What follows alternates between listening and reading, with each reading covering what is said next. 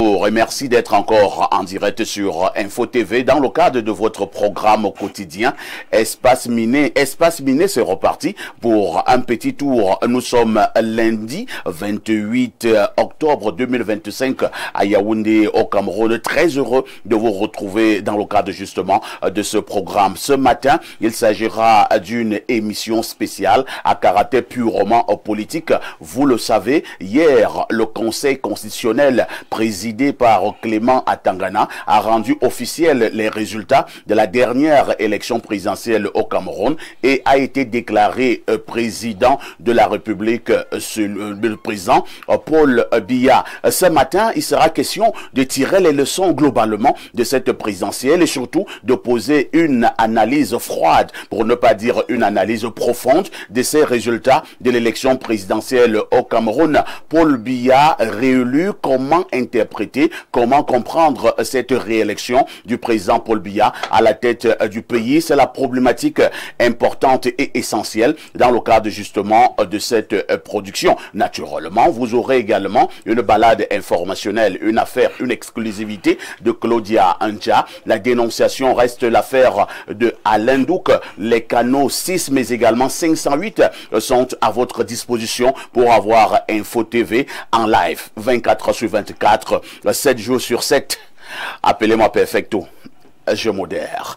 Et nous accueillons ces invités qui nous accompagnent ce matin. Nous commençons par Bernard Owona. Bernard Owona, bonjour. Bonjour, parfait ici. Bonjour à votre panel déjà installé. Bonjour à vos nombreux téléspectateurs qui nous font l'amitié de nous regarder à travers le monde entier.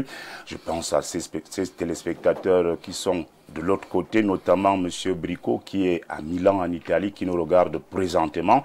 C'est un fils de Yaoundé 3e, un ancien agent communal de Yaoundé 6e. Je pense à Mme Ngonabanda Scolastique, qui est du côté de la France, qui nous regarde également depuis le début de cette émission. Elle est avec nous. C'est une jeune fille Baba de Toubébé. Bonjour à notre ami un élégat de la Noufouya Konan. Votre département d'origine s'appelle Ndongonti Mathieu, le fils de feu Ndongalega Martin, qui nous regarde également depuis ce matin. Merci, Bernard Owona. Les résultats ont été rendus officiels hier. Tout à fait. Paul Biya a gagné. Paul Biya a gagné, c'est vrai. Mais il y a beaucoup de choses qui doivent être interprétées au sortir de cette victoire difficile. Voilà pourquoi vous avez été invité ce matin. Tout à fait, pour poser cette interprétation. Tout à fait. Victoire, oui, victoire laborieuse, victoire difficile, porteuse de beaucoup d'interprétations. Je pense que nous serons à la hauteur des analyses qui seront menées dans cette émission. À côté de Bernard Owona, nous accueillons un vieux de la vieille dans le domaine de la communication au Cameroun, un journaliste en temps plein. Il nous a retrouvés ce matin parce que, voyez-vous, l'heure est importante. Il va falloir poser des analyses adéquates et des analyses qu'il faut. Soulé Honorio, le bonjour. En disant bonjour aux Kouta des modérateurs, en disant bonjour, n'est-ce pas, aux femmes d'Ongo des modérateurs, en disant bonjour aux Mobarakono des modérateurs, je voudrais, à toutes fins utiles, dire bonjour aux co-discutants, surtout à l'ami, n'est-ce pas, Bernard Owona, qui a déjà parlé, et je ne veux pas trahir, je ne veux pas prendre votre place pour saluer ce que vous allez saluer tout à l'heure, alors vos invités, mais je dis spécialement bravo à Bernard Owona qui m'a accueilli, pour me dire que je ne l'ai pas appelé pour le féliciter. Pour le féliciter. Pas gentil. Mais sauf que quand je lui ai encore posé la question, est-ce que vous avez gagné? Il m'a dit que c'était difficile. J'ai compris que... Toi, tu lui as proposé la question, ils ont gagné. Ils ont gagné. Mais vous-même, vous avez des questions bizarres. Il m'a dit que c'était difficile, j'ai compris en fait. Et il a compris pourquoi il n'avait pas appelé. Mais je voudrais spécialement dire bonjour, n'est-ce pas, au militant RDPC Clément Atangana. Au militant RDPC. Non, il n'est pas militant. Non, il a démissionné. S'il vous plaît. Laissez-moi dire bonjour au patriarche Clément Atangana. Voilà, vous n'avez pas dit patriarche, vous avez dit autre chose. Je dis le patriarche Clément voilà, Atangana, militant du RDPC. Il a démissionné. Parce que il y a une vidéo qui circule où on le voit sabler le champagne avec ses camarades militants. Alors on se pose la question, comment un arbitre central qui finit de diriger une finale se trouve en train de célébrer la victoire avec celui qui a gagné. Donc, il y a des accointances qui sont telles que, quand on vous dit tel a démissionné, faisons attention. Et puis, parfait, ici, je crois que dans ces messieurs, nous sommes des vieux de la vieille. Ça veut dire que si on était en armée, on serait colonel, sachant que le titre de général n'est qu'une nomination.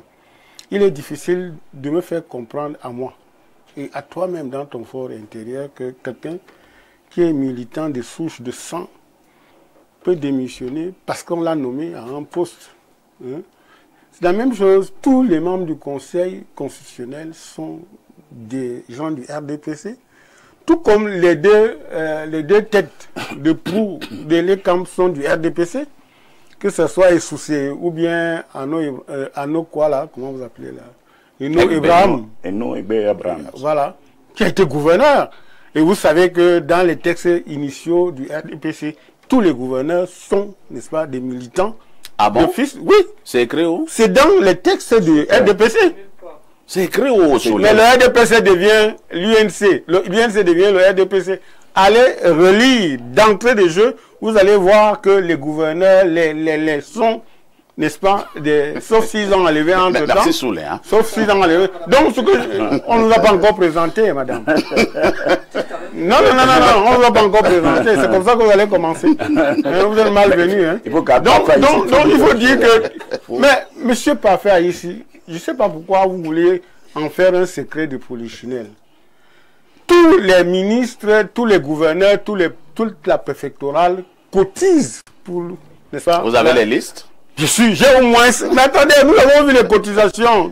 Pourquoi vous voulez me faire ça d'entrée de jeu dans votre émission? Si vous ne voulez pas que ce soit dans votre émission, me dites, tous les ministres, tous les gouverneurs, il faut la préfectorale cotisent pour le RDPC. Merci Soulé. Je voulais vraiment, sincèrement, féliciter et saluer le patriarche militant du RDPC, Clément Atangana. Et vous le félicitez par le président Paul Biya?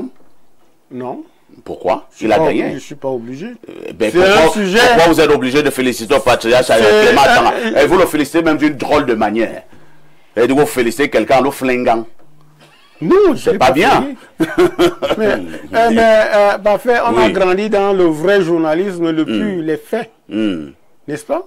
Est-ce que ce ne sont pas des faits? Que l'arbitre central qui a dirigé la finale s'est retrouvé dans une vidéo en train de boire du champagne et d'être tellement... Vous l'avez dit, hein? Vous l'avez dit. Oui, c'est parce que vous avez dit à l'heure. On va accueillir d'autres panélistes dans le cadre de ce programme. Hein, et nous accueillons une charmante dame. Elle est femme politique. Elle ne s'en cache pas depuis des années. Elle soutient les idéaux du RDPC et surtout leur champion, le président Paul Biya. Fadimatou Minché, bonjour. Bonjour aux copanélistes, bonjour aux millions de téléspectateurs qui nous font l'honneur de nous regarder ce matin. C'est un plaisir de me retrouver avec celui que j'appelle depuis un moment un modérateur imperturbable, Parfait ici, qui Merci. Chaque matin démine à travers Espagne Miné les mots qui minent la société. Et je voudrais particulièrement dire bonjour à un aîné qui est membre du comité central, qui a été membre du comité central de l'UDC, Union démocratique du Cameroun, et qui aujourd'hui est membre du conseil électoral à Elecam. Je ne doute pas forcément de sa probité parce qu'il a été... Cet aîné? Il s'appelle Jipendi Salifou. Mais pourquoi quand on salue un ancien du RDPC à Elecam, subitement vous saluez un ancien de l'UDC qui est aussi à Elecam? Je voudrais dire... Vous le faites à dessein apparemment. Je voudrais dire ceci. La politique a ceci de particulier qui ne s'accommode pas des a priori ou bien des préjugés. La politique, c'est quelque chose de plus complexe. Et à partir du moment où on appartient à un pays, on exerce son vote, son droit de vote en tant que citoyen, ça veut dire quelque part, on a un penchant pour X. J'ai l'habitude de vous écouter, vous les journalistes, je vais le dire ainsi, qui déclamez votre neutralité ou bien votre objectivité. Et à écouter certains, nous avons l'impression qu'il s'agit d'une neutralité subjective ou bien une objectivité subjective parce que à travers les prises de position, vous comprenez que ces journalistes-là n'est plus neutre, il est partisan. Et ils se cachent derrière la casquette des journalistes pour prétendre diffuser la science infuse. Donc, détenteurs de science infuse, nous voulons dire non. Ce discours qui a conduit, qui a amené certains qui ont le privilège d'être invités sur votre plateau à travailler à déconstruire, à travailler à déstructurer les institutions de la République. Nous disons que c'est un biais qui nous amène où nous sommes aujourd'hui. Et c'est bien, hélas, parce que nous attendons de ceux qui s'invitent sur les plateaux que vous invitez comme des personnalités neutres à faire preuve d'objectivité dans leurs analyses. Qu'on ait été militant du RDPC, qu'on démissionne, est-il différent de M. Njipendi Salifou qui a été militant très actif de l'UDC et qui aurait démissionné? Et aussi un biais qui s'invite. Les tests du RDPC de 2012, mars 2012, indiquent que, n'a nulle part indiqué qu'un gouverneur est membre du RDPC. N'indique nulle part que les chefs traditionnels, on dit bien les chefs traditionnels militants du RDPC sont membres d'office. Pour les chefs de 3e degré du comité, sont membres du comité central, comité de base. Pour les chefs de 2e degré, sont membres des sous-sections, militants du RDPC bien entendu. Et les chefs de 1er degré sont membres, sont conseillers d'office des sections. Il ne faudrait pas qu'on vienne sur votre plateau faire de l'amalgame. Lorsqu'on veut parler de quelque chose, on apprend à le connaître avant d'en parler. C'était mon mot pour entrer. Et... Vous êtes mal placé pour me donner des leçons sur un plateau. Je vous ai pas si vous voulez... Non. Vous avez fait référence à moi. Et si vous voulez qu'on joue à ce jeu... Vous avez oublié le président de section, Paul Bouchangou, chez qui vous aviez l'habitude de venir chez moi à Fumot. Vous avez oublié de le saluer. Il fallait le saluer. Vous parlez de Paul Bouchangou, l'ancien directeur de Camille qui a été président de la section Noun Sud. Vous le savez, nous avons reçu plusieurs journaux. Je vous dis, monsieur, quand je parle regardant dans les yeux, il fallait dire bonjour à monsieur Paul Bouchangou qui est votre ami. Non, qui, il ne sait même pas de quoi vous parlez. Je sais de... Effectivement, hélas, et votre jeune collaborateur ici à Fumbo, qui est aussi journaliste, qui vous introduisait là-bas. Je ne sais même pas de quoi vous parlez. Vous ne pouvez pas savoir. Oui, c'était quand vous voulez... Non, c'était en quelle année? Vous n'êtes pas en musique. Non, c'est en quelle année? Nous allons nous calmer. Hein. Nous n'étions qu'au niveau des bonjours. J'ai l'impression que ma mémoire est désincarnée. C'était un accueil. C'était un accueil. Non, monsieur Parfait. Je n'ai pas encore fini. Moi, je ne peux pas condamner. Non. Je ne peux pas laisser ça. Je ne peux pas condamner monsieur Clément Atangana d'être membre militant du RDPC. Même s'il est démissionnaire, elle oppose à cela un militant de l'UDC qui a été quoi. Mais c'est même tabac. Je ne suis ni du RDPC ni de l'UDC. Et non, je ne sais pas de quoi vous parlez. Nous allons accueillir Alain Douk. Nous allons accueillir Alain Douk. Je ne connais pas. Nous calmons. Nous calmons et nous accueillons Alain Douk. Vous parlez de quoi? Alain Douk, bonjour. Ça commence sur les chapeaux. Non, mais elle manque à l'antenne. Ce mardi sera au vitriol. Bonjour. S'il vous plaît, Solé. Non, je refuse ça. Alain Douk, bonjour. Bonjour aux co-discutants, bonjour Parfait, bonjour à nos millions de téléspectateurs à travers le monde. C'est un plaisir d'être là ce mardi matin sur le plateau d'Espace Miné. Et j'espère qu'on va miner l'espace ou le déminer tranquillement, en toute convivialité, en toute courtoisie, pour le plus grand plaisir de nos téléspectateurs. Ils sont là nombreux à nous regarder après la journée d'absence d'hier. Ils sont là et n'attendent que ce moment, ce grand moment de télévision. Ne gâchons pas leur plaisir. Je salue le top management et je salue les ouvriers de l'ombre qui s'attellent à rendre cette magie possible pour que nous soyons reçus partout à travers le monde et sur les différentes plateformes. 10h, 11h52, dites les autres. Qui dit mieux?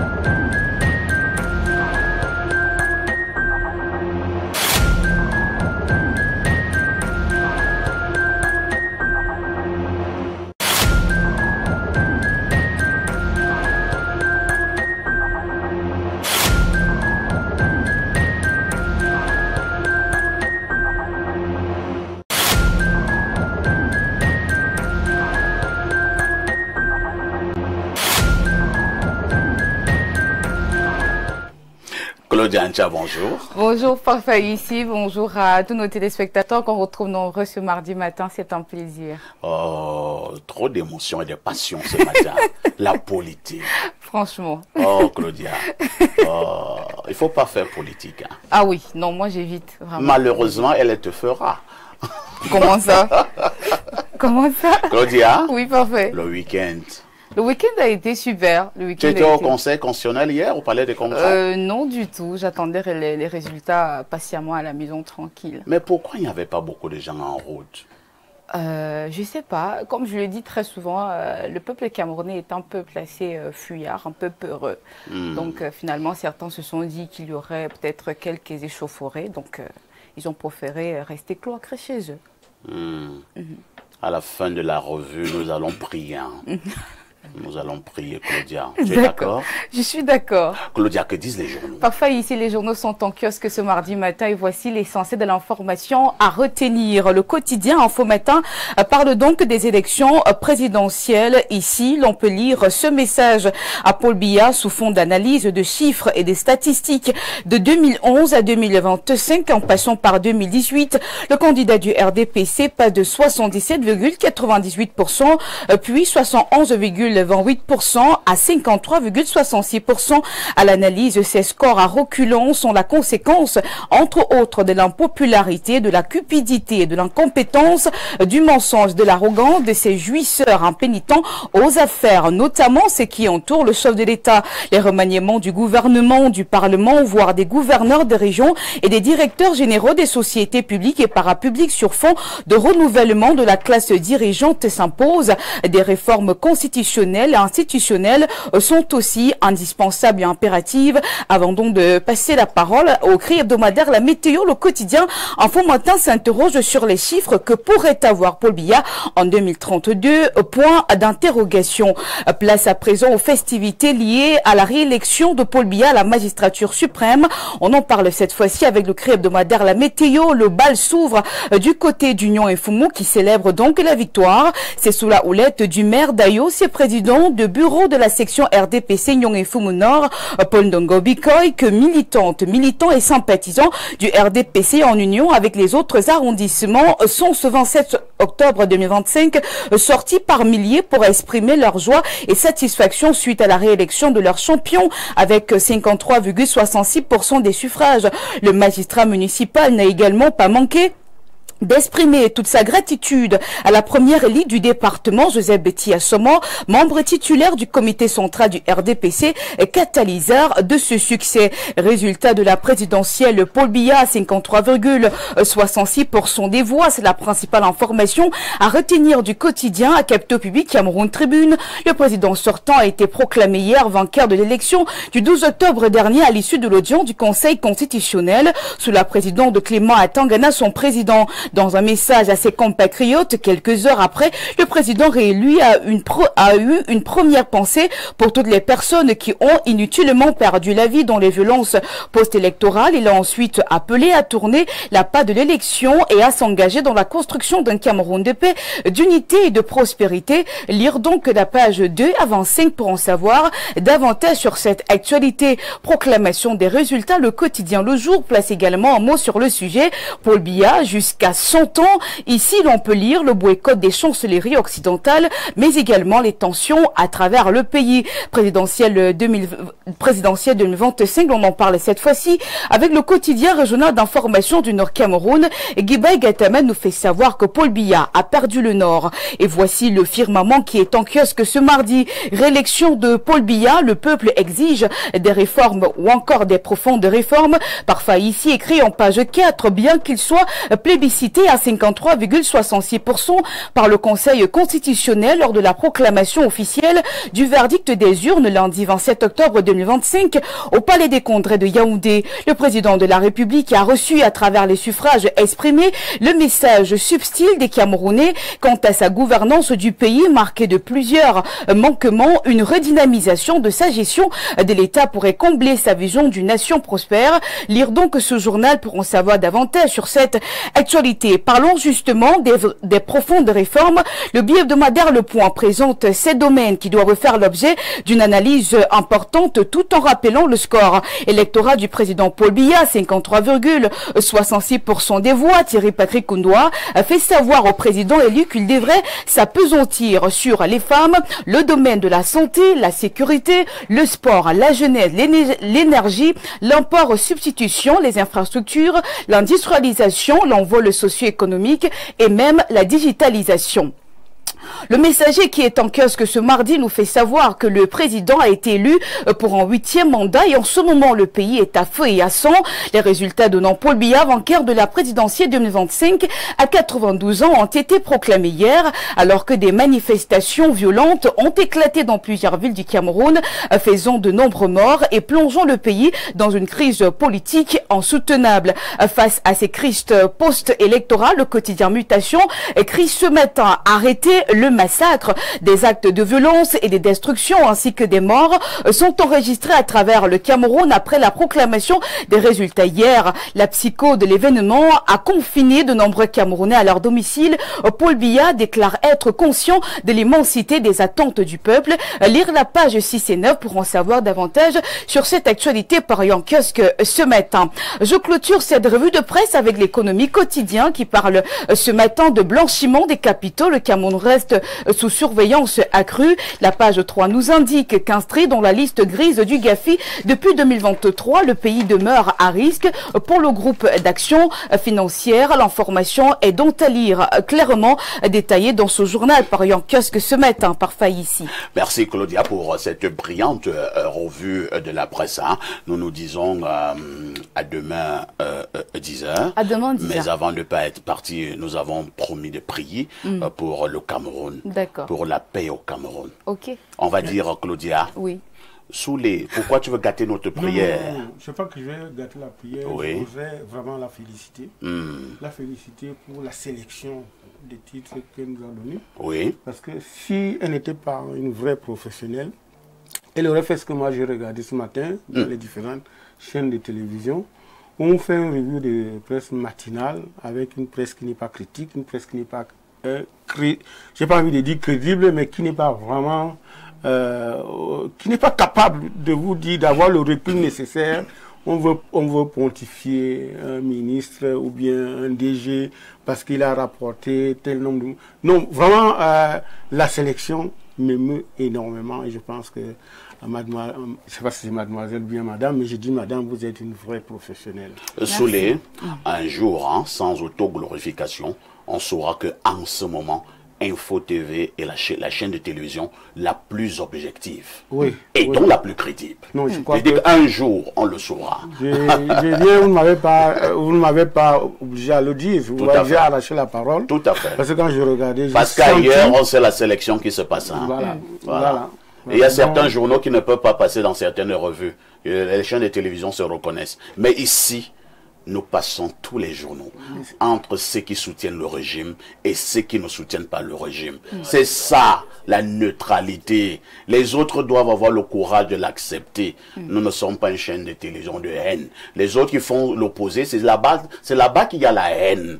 Puisque je vais pas, si je prends un journal là et dit, sous les le journal peut passer dans telle télévision, donc tu vas dire non. C'est pour ça que je félicite, votre... collègue. En réalité, c'est une dictature terrible. La sélection, elle est jolie. Et elle permet qu'on ne dorme pas. Très bien. Finalement, c'est prière, parfait. Tu pries alors. Non, mais... Claudia, nous allons demander au Dieu Tout-Puissant ce matin de poser sa main sur le Cameroun. Pour que tous ensemble, nous puissions parler toujours en termes de paix. Oui. Pour que tous ensemble, nous puissions toujours passer le message de l'amour. Oui. Nous pouvons avoir des positions contradictoires, mais nous ne devons pas passer dans la haine. Il faudrait que le Dieu créateur du ciel et de la terre puisse se dire qu'à un moment donné, le Cameroun a besoin de ce soutien. Plus que jamais, Et cessons la haine, laissons les discours de tribalisme, disons-nous que la paix dépasse tout. Et lorsque nous avons prié, nous dirons au nom puissant de Jésus-Christ. Amen. Au nom puissant de Jésus-Christ. Amen. Au nom puissant de Jésus-Christ. Amen. À demain 10h, À demain 10h. À tout de suite. Sans ségrégation.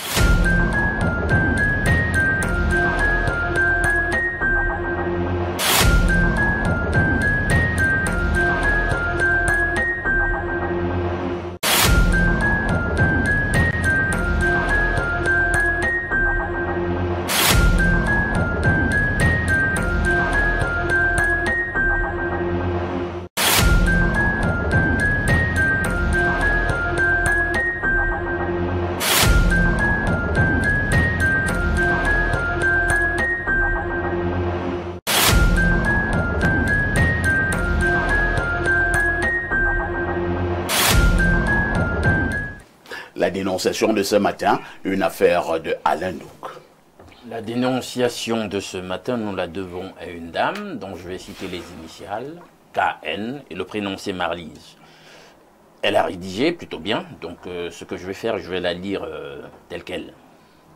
Donc, elle dit « Je voudrais dénoncer une situation survenue à l'hôpital général de Yaoundé ce vendredi, 24 octobre 2025. J'y suis allé pour une levée des corps et j'ai garé dans le parking payant nouvellement aménagé. Pour sortir de la levée, environ 40 minutes après, au volant de mon véhicule, je m'arrête pour payer et je tends 100 francs à la dame qui est à l'entrée du parking. Elle me fait savoir que c'est 500 francs. Je lui demande pourquoi. Elle ne prévient pas les usagers quand on entre dans le parking. Elle me dit que c'est comme ça.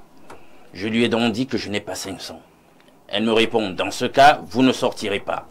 Je m'avance pour m'en aller. Elle me dit, même les 100 francs, vous ne payez plus? Ne lui donnant aucune réponse, elle crie et informe ses collègues que la dame aussi n'a pas payé. Quand j'arrive à leur niveau, ils baissent la barrière et il s'ensuit un long échange. Les véhicules derrière moi étaient bloqués. Mes interlocuteurs me disent que d'autres comme moi ont cru qu'ils n'allaient pas payer, mais ils l'ont finalement fait.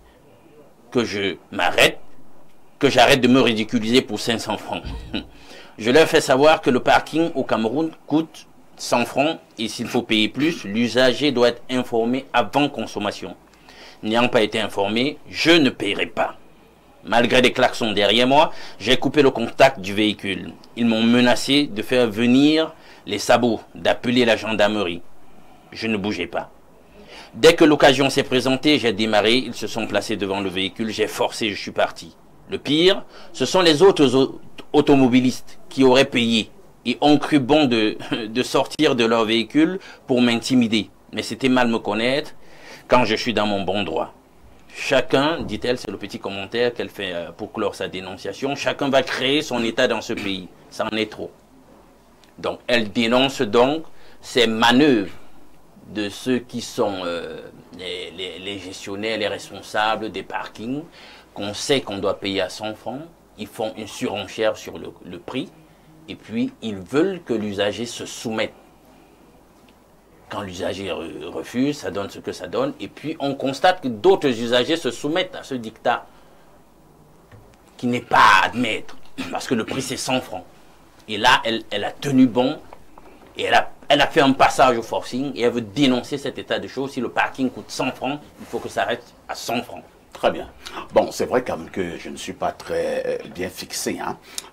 Je ne sais pas. Est-ce que vous pouvez garer votre véhicule au niveau de ces parkings payants toute une journée? Ce sera toujours 100 francs ou bien c'est 100 francs peut-être pour moins d'une heure de temps? J'avoue que je ne sais pas très exactement. Est-ce que c'est 100 francs? 100 francs l'heure. Voilà. Alors, Fadima Tou m'indique il y a très rapidement que c'est 100 francs l'heure. Bon. Je vous passe la parole. Hein. La dame est donc venue pour monter dans son véhicule. Ceux qui s'occupent de ces parkings lui font comprendre que non. Il faut plutôt donner 500 francs. La dame lui dit c'est 100 francs. Et finalement, c'est allé dans tous les sens. Votre commentaire, Fadima Tou? Dans le récit de M. Alain Douk, il renseigne que la dame a passé 45 minutes. Donc moins d'une heure de temps. Ça veut dire que c'est 100 francs. En principe, ça devrait être 100 francs. Deuxième élément, elle s'y oppose, mais quand elle veut s'en aller, c'est une jeune dame, vous dites? Oui, c'est une dame. Lui demande, même les 100 francs, vous ne payez pas. Ça renseigne déjà de ce que le tarif serait 100 francs. Et que la concernée voudrait avoir un bonus. Cet état des choses renseigne sur ce que nous appelions communément chez nous la corruption. Et la corruption, c'est le corollaire du manque de formation, bien de socialisation à ce qu'on appelle le service public. Parce que, comme la dame le dit, si ça avait été 500 francs, formée à l'idée qu'elle doit recevoir les usagers, elle s'arrangerait à vous dire, madame, ici, contrairement à l'extérieur, c'est 500 francs l'heure. Il devrait déjà s'entendre que la dame sache que je gare ou je ne gare pas. Ce qui serait également un peu incongru dans un institut hospitalier. Fatima, j'ai encore une autre préoccupation. C'était à l'intérieur de l'hôpital général ou bien à l'extérieur?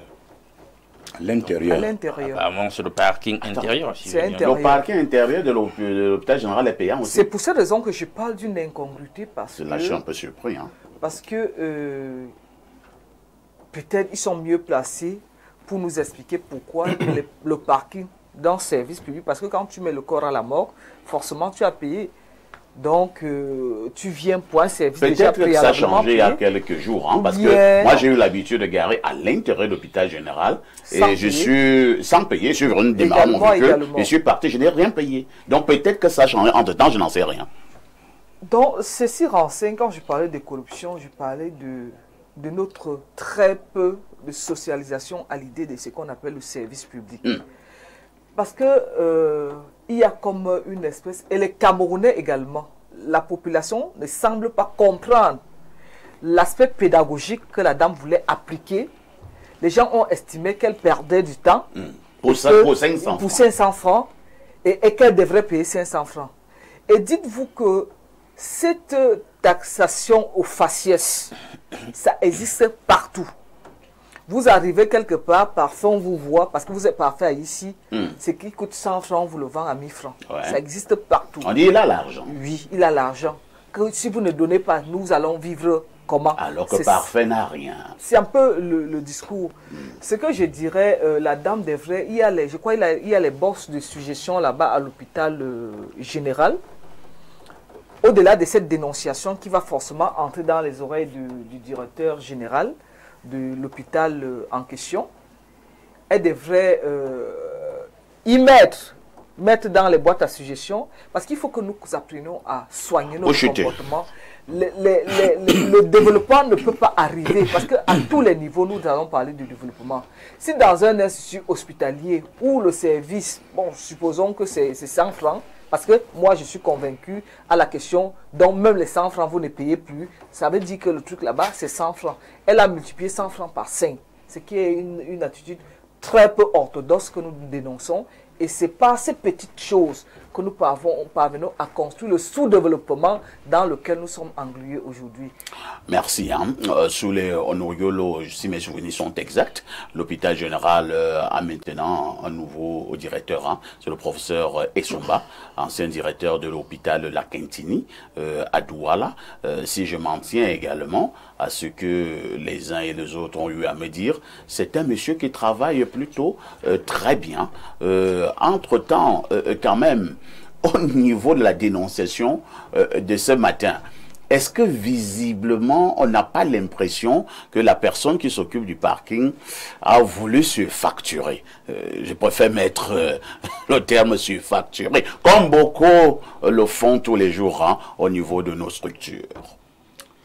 Vous savez, monsieur, vous savez pas faire ici. On avait un jour posé la question à Mitterrand. Que pensait-il, n'est-ce pas, du livre de Giscard d'Estaing sur la démocratie française? Il avait répondu qu'on ne peut pas faire un bon devoir avec un mauvais sujet. Et justement, l'affaire du parking est un mauvais sujet. Parce que c'est une création de Timé-Vounan qui échappe même à la légalité. n'est-ce pas? Parce que jusqu'à maintenant, les uns et les autres sont pleins, mais il a maintenu cela. C'est vrai que sur le plan de l'urbanisation et la discipline, ça a aidé. Parce que tout au moins... Ça a aussi aidé à renflouer les caisses. Les Camerounais qui sont très indisciplinés, parce que vous savez, il arrivait que quelqu'un se gare, n'est-ce pas, en plein chaussée, et il va raconter une ou deux affaires, une ou deux histoires à sa grand-mère et il revient. Aujourd'hui, avec les parkings, ça discipline, mais c'est beaucoup plus humain, n'est-ce pas? Alors, comme vous savez, la déformation professionnelle des journalistes m'impose, n'est-ce pas, la critique des sources.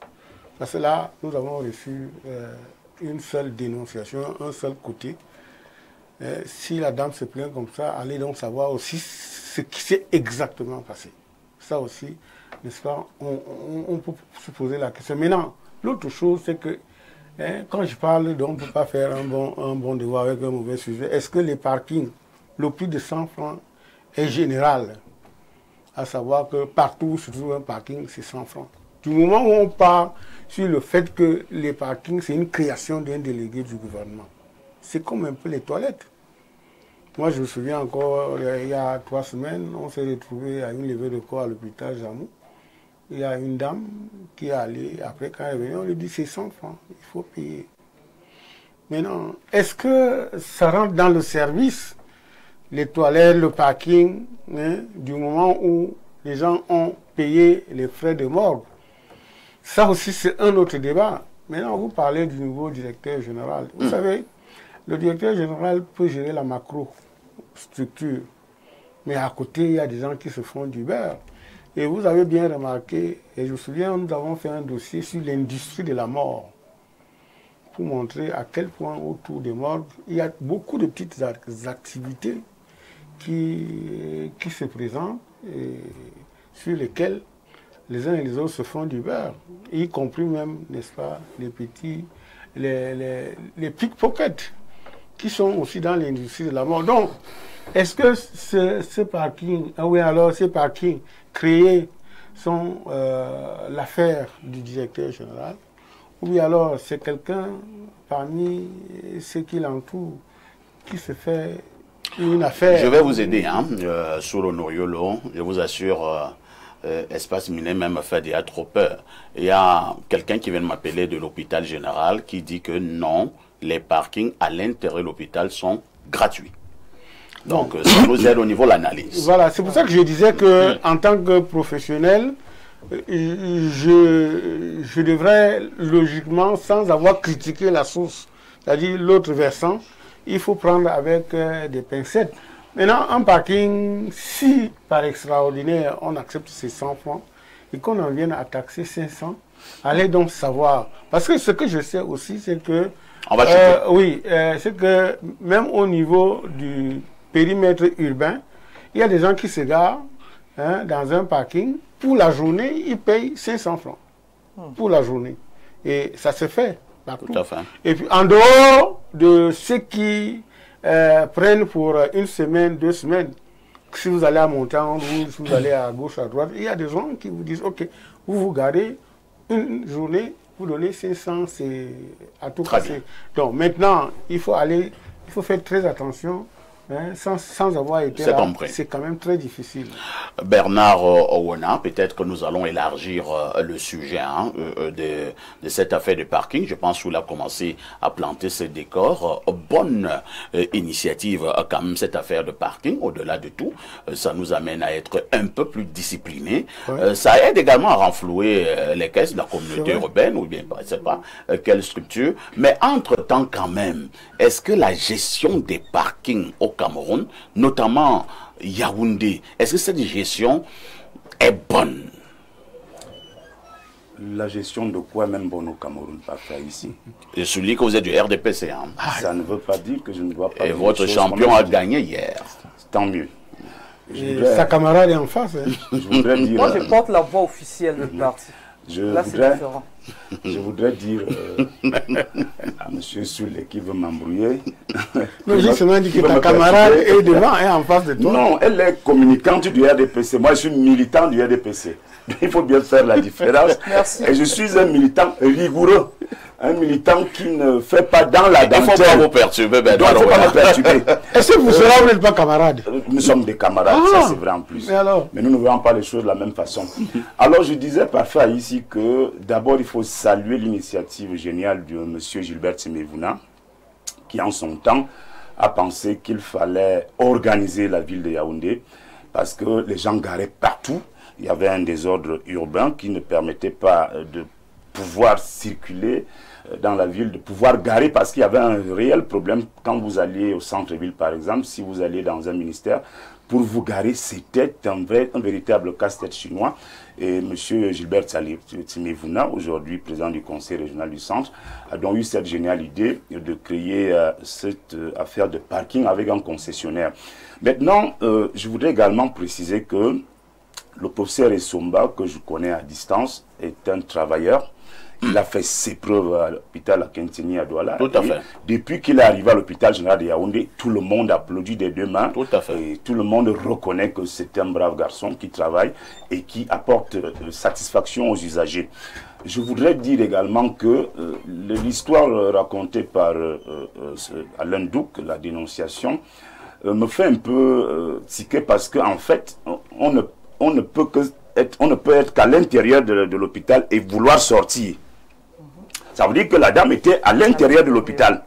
Et que si la dame était à l'intérieur de l'hôpital, ça veut dire qu'il y a des gens qui jouent à l'intérieur de l'hôpital là-bas et qui prennent de l'argent aux usagers, On appellera cela de l'arnaque. C'est de l'arnaque parce que si l'hôpital général ne reconnaît pas à l'intérieur qu'il y a des parkings payants, ça veut dire qu'il y a des gens qui se sucrent là et qui prennent l'argent, qui arnaquent des usagers. Comme nous savons que nous payons déjà les parkings, à 100 francs. Là, lui aussi à l'intérieur, quand tu raté, dit non, il faut 100 francs. Bon, là c'est une première précision. Deuxième chose également, madame.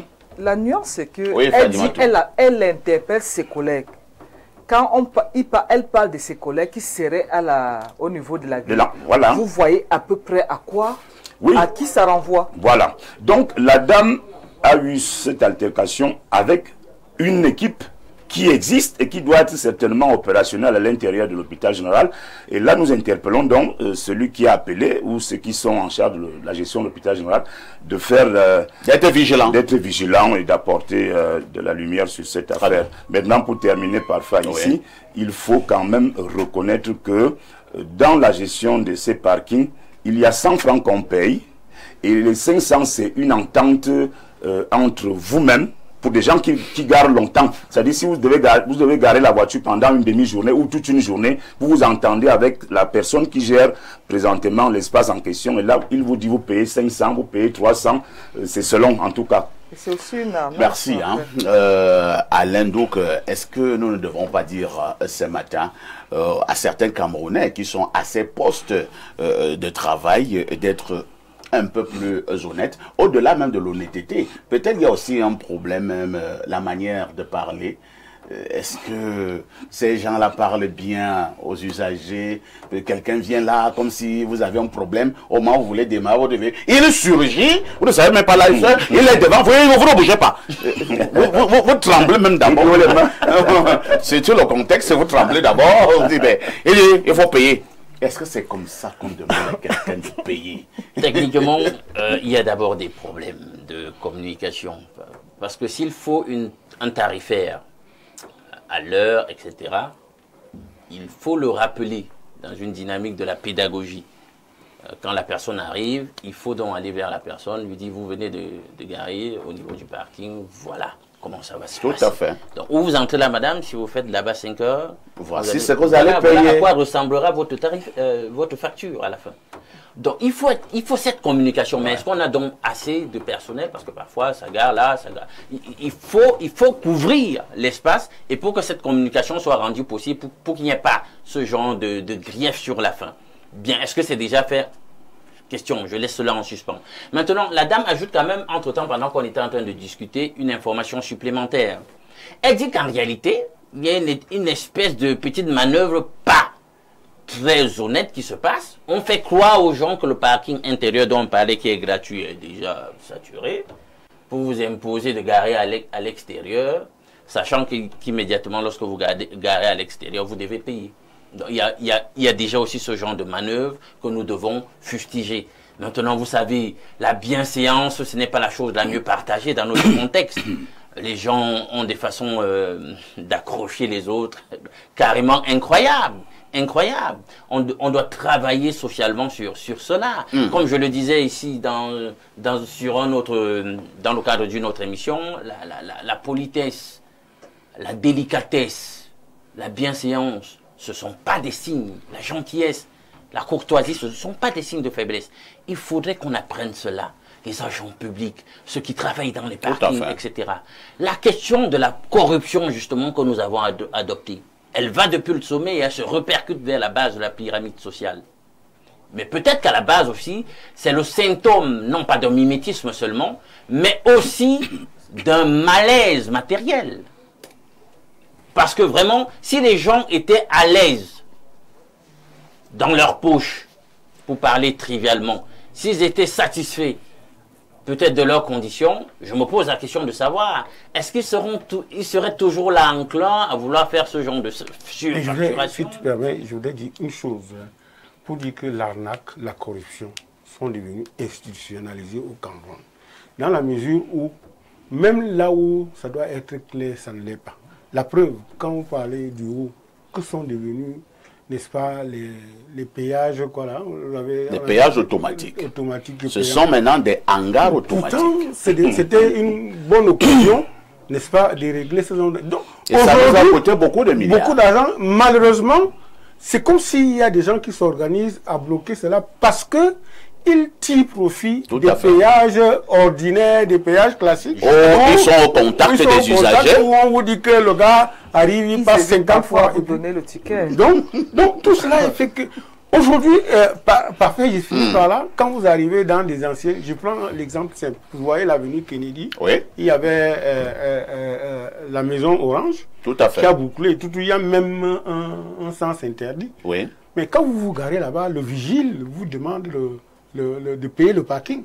Vous ne savez pas d'où ça va. Ce n'est pas un agent de la mairie, mais c'est le vigile qui vous demande de payer. Chacun a son poste, écrit un péage. Chacun fixe ses règles. Donc c'est la République des indisciplinés. Monsieur Parfait, il y a un détail que monsieur Alain Douk a donné, que la dame a ajouté, qui jette un peu la confusion. Tout à l'heure, nous pensons qu'elle était à l'intérieur. Mais elle vous dit, il y en a qui vous font croire que le parking à l'intérieur est saturé pour vous obliger à garer au parking. Ce qui implique qu'il y a déjà une confusion. Elle n'a pas été garée à l'intérieur. En fait, il y a quelqu'un qui répond à cette préoccupation. Peut-être la personne va nous aider. Hein. Alain nous avait presque fini, n'est-ce pas, Alain? Alors, je ne sais pas, il y a un monsieur qui s'invite sur mon visage là. Je ne sais pas si quelqu'un veut me provoquer ce matin. Alors, bonjour Perfecto, le Clément Atangana de la modération. C'est l'ami de Soulé. Hein? Alors, la personne continue en disant, ce parking payant a été aménagé à l'extérieur de l'hôpital et par l'hôpital pour assurer la sécurité des véhicules des usagers. Il ne s'agit pas du tout des parkings communautaires qui coûtent 100 francs. C'est un parking privé. Tous les usagers qui y vont souvent savent que ça coûte 500 francs. Peu importe la durée que le véhicule y passe. C'est d'ailleurs une des nombreuses innovations du nouveau directeur général de l'hôpital, c'est Monsieur Travail. Perfecto, maintenant, lorsque tu es à l'hôpital général de Yaoundé, c'est comme si tu es en bain. Il faut y aller pour confirmer. Et dis donc, la femme la dérange, Perfecto. J'y vais souvent et la première fois que j'y suis allé, j'ai demandé le prix et on m'a répondu. Quand on s'assoit dans un nouveau bar pour prendre un verre, la première question qu'on pose toujours est, comme le dit si bien le rappeur, la bière c'est combien ici? Bonne émission, c'est Patrick depuis Santa Barbara. Il revient à ce que j'ai signalé tout à l'heure. Là c'est clair. Bien communiqué. Il nous a aidé. Voilà, oui. Bien communiqué. Bonjour, bonjour Perfecto. Normalement, Pourquoi on ne doit pas payer parce que c'est gratuit? Peut-être que c'est dans leur hôpital qu'on paye même. Moi, si j'étais à la place de la dame, je ne payerais pas. C'est Latifa depuis Garoua. Non, Latifa, le précédent téléspectateur nous a bien édifié. Hein.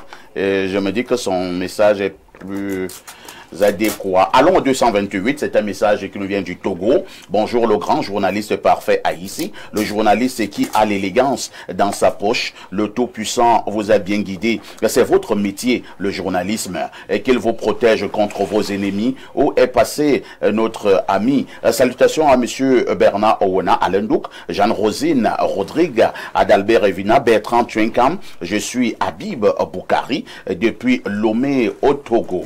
Un autre message, bonjour parfait, il existe effectivement Aymar Tanguy, non. Un autre message, hein, Alain Doko aurait dû, bon, il y a quelqu'un qui veut donner une leçon à Alain Doko, hein, aurait dû faire une investigation avant de dénoncer. Il y a plusieurs parkings à l'hôpital général de Yaoundé, parking intérieur, parking extérieur et parking payant. Bonjour à vous-même. À l'hôpital La Quintini, le parking est payant, c'est 500 francs, même si tu fais 1 minute. Bonjour le plateau, je parlerai du cas de Douala. Le parking à l'intérieur de l'hôpital La Quintini de Douala coûte 500 francs contre reçu de l'hôpital. 1 minute ou une journée, c'est 500 francs. Où j'ai travaillé pendant quelques mois, pendant que le professeur Somba y était, mais c'est un problème de sensibilisation au départ, avant que l'usager ne gare son véhicule. Cependant, on s'assure de ce que l'usager est venu faire à l'intérieur de l'hôpital. C'est Prince Ngosso Douala PK11 qui envoie cette contribution. Alors, bonjour le plateau, voilà, nous autres, nous avons accordé de nouveau au RDPC nos voix et aujourd'hui, vous êtes là. Madame Fadima Paul Biya n'est pas le problème, mais vous, moi et tout le peuple camerounais veillons à l'élaboration des projets et que ces projets soient menés à leur terme. Financer les projets des jeunes, pas en leur donnant de l'argent, mais en suivant les projets. Bon, c'est vrai que nous sommes encore au niveau de la dénonciation. Il croit que j'occupe quel poste? On m'a donné un projet à gérer et j'ai mal géré. Bonjour, parfait. Ici c'est Ewane de Kotor. Vraiment, votre émission Espace Miné est adorable et je suis fâché. Claudia n'a pas dit aujourd'hui tout ce qui brille n'est pas or. Je suis fâché honnêtement. Même mon petit a attendu la partie là. Et il est en larmes. Bon, je vous rassure que Claudia le dira demain. Il y aura la fin de l'émission. Bonjour le panel, par rapport à la dénonciation du jour. Oui, dans nos hôpitaux, il existe bel et bien des parkings payants à l'intérieur ou à l'extérieur. C'est le cas de La Quintini à Douala où certains parkings à l'intérieur sont payants. Je précise bien qu'il est bel et bien marqué sur une plaque parking payant. Alors, prenons peut-être deux dernières contribution. Hein. C'est un message du 241, c'est le Gabon. Bonjour à tous et merci à toi, parfait, ici, d'être dans l'extase professionnelle de tous tes débats avec la contradiction. Mais hélas, dans votre même chaîne, Info TV, certains de vos collègues, dans certains débats, prônent le monologue. N'oubliez jamais que la paix s'accompagne de la justice sociale. On ne peut pas torpiller, trafiquer, autre chose. Et d'accord, merci beaucoup, hein, mon ami du Gabon. Bonjour à vous, Perfecto, ainsi qu'à tout le panel. Perfecto, ta phrase là, je cite, alors que parfait n'a rien. C'est toi le boss, mais nous devons changer de mentalité. Nous, Camerounais, nous sommes excellents dans la malhonnêteté. Si le parking c'est 100 francs ou 500 francs, qu'il en soit ainsi pour tous. Bonne suite. C'est parfait depuis Ebraloa. Un autre message. Bonjour Perfecto. Tu es un génie dans le journalisme. Que le Cameroun puisse te trouver quelque chose. Un décret par exemple. En tout cas, moi je lis les messages. Dis-lui que Paul Biya suit Espace Miné. En tout cas, Paul Biya vient d'être réélu, peut-être qu'il a enregistré. On ne sait jamais. Bonjour parfait, ici à ton riche panel pour la dénonciation. Même à Mokolo, j'ai eu le même problème au niveau des sapeurs. Je vois les espaces vides, mais l'agent me dit il n'y a pas de place. Mais si vous voulez à tout prix garer, vous me donnez 500 francs. Je vais vous trouver une place. Merci pour cette dénonciation. Bonne continuation. Vive Alain Douk. Ah, tiens. Vive Alain Douk. Vive Alain Douk. Posons une touche pose qui s'impose d'ailleurs.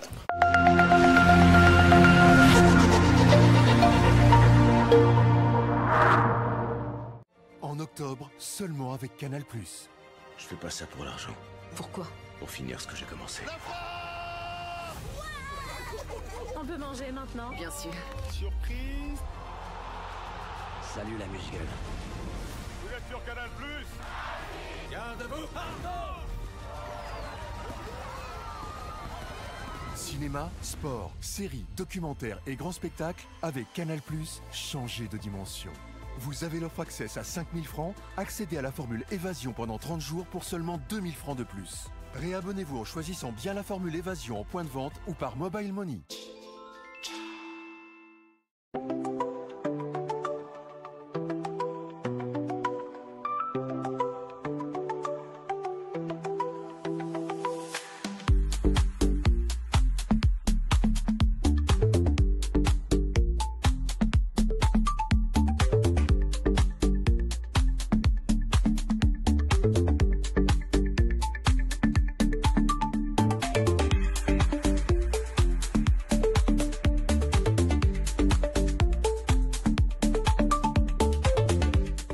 Vous désirez un enseignement de qualité pour une brillante carrière professionnelle? L'Institut universitaire de l'excellence d'Afrique centrale, agréé par le MINSUP, vous ouvre ses portes après Carrefour Hawaii sur la route d'un fou.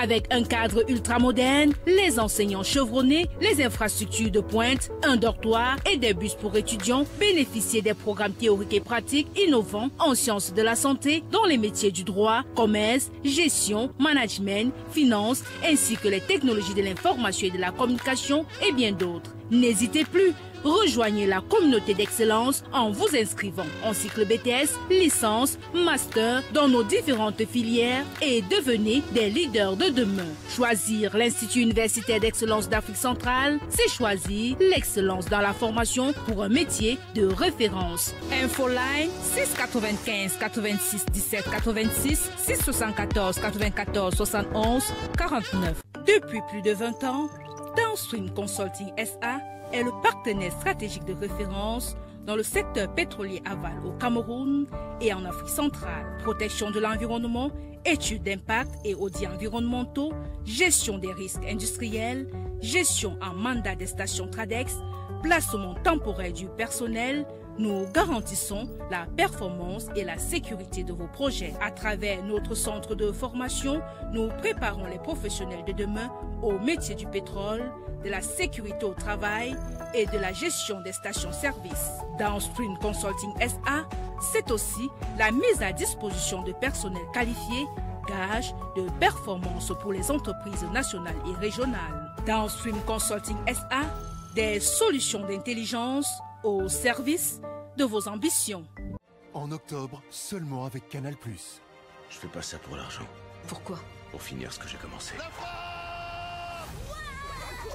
On peut manger maintenant? Bien sûr. Surprise. Salut la musique. Vous êtes sur Canal+. Bien debout. Pardon. Cinéma, sport, séries, documentaires et grands spectacles avec Canal+, changez de dimension. Vous avez l'offre Access à 5 000 francs, accédez à la formule Évasion pendant 30 jours pour seulement 2 000 francs de plus. Réabonnez-vous en choisissant bien la formule Évasion en point de vente ou par Mobile Money.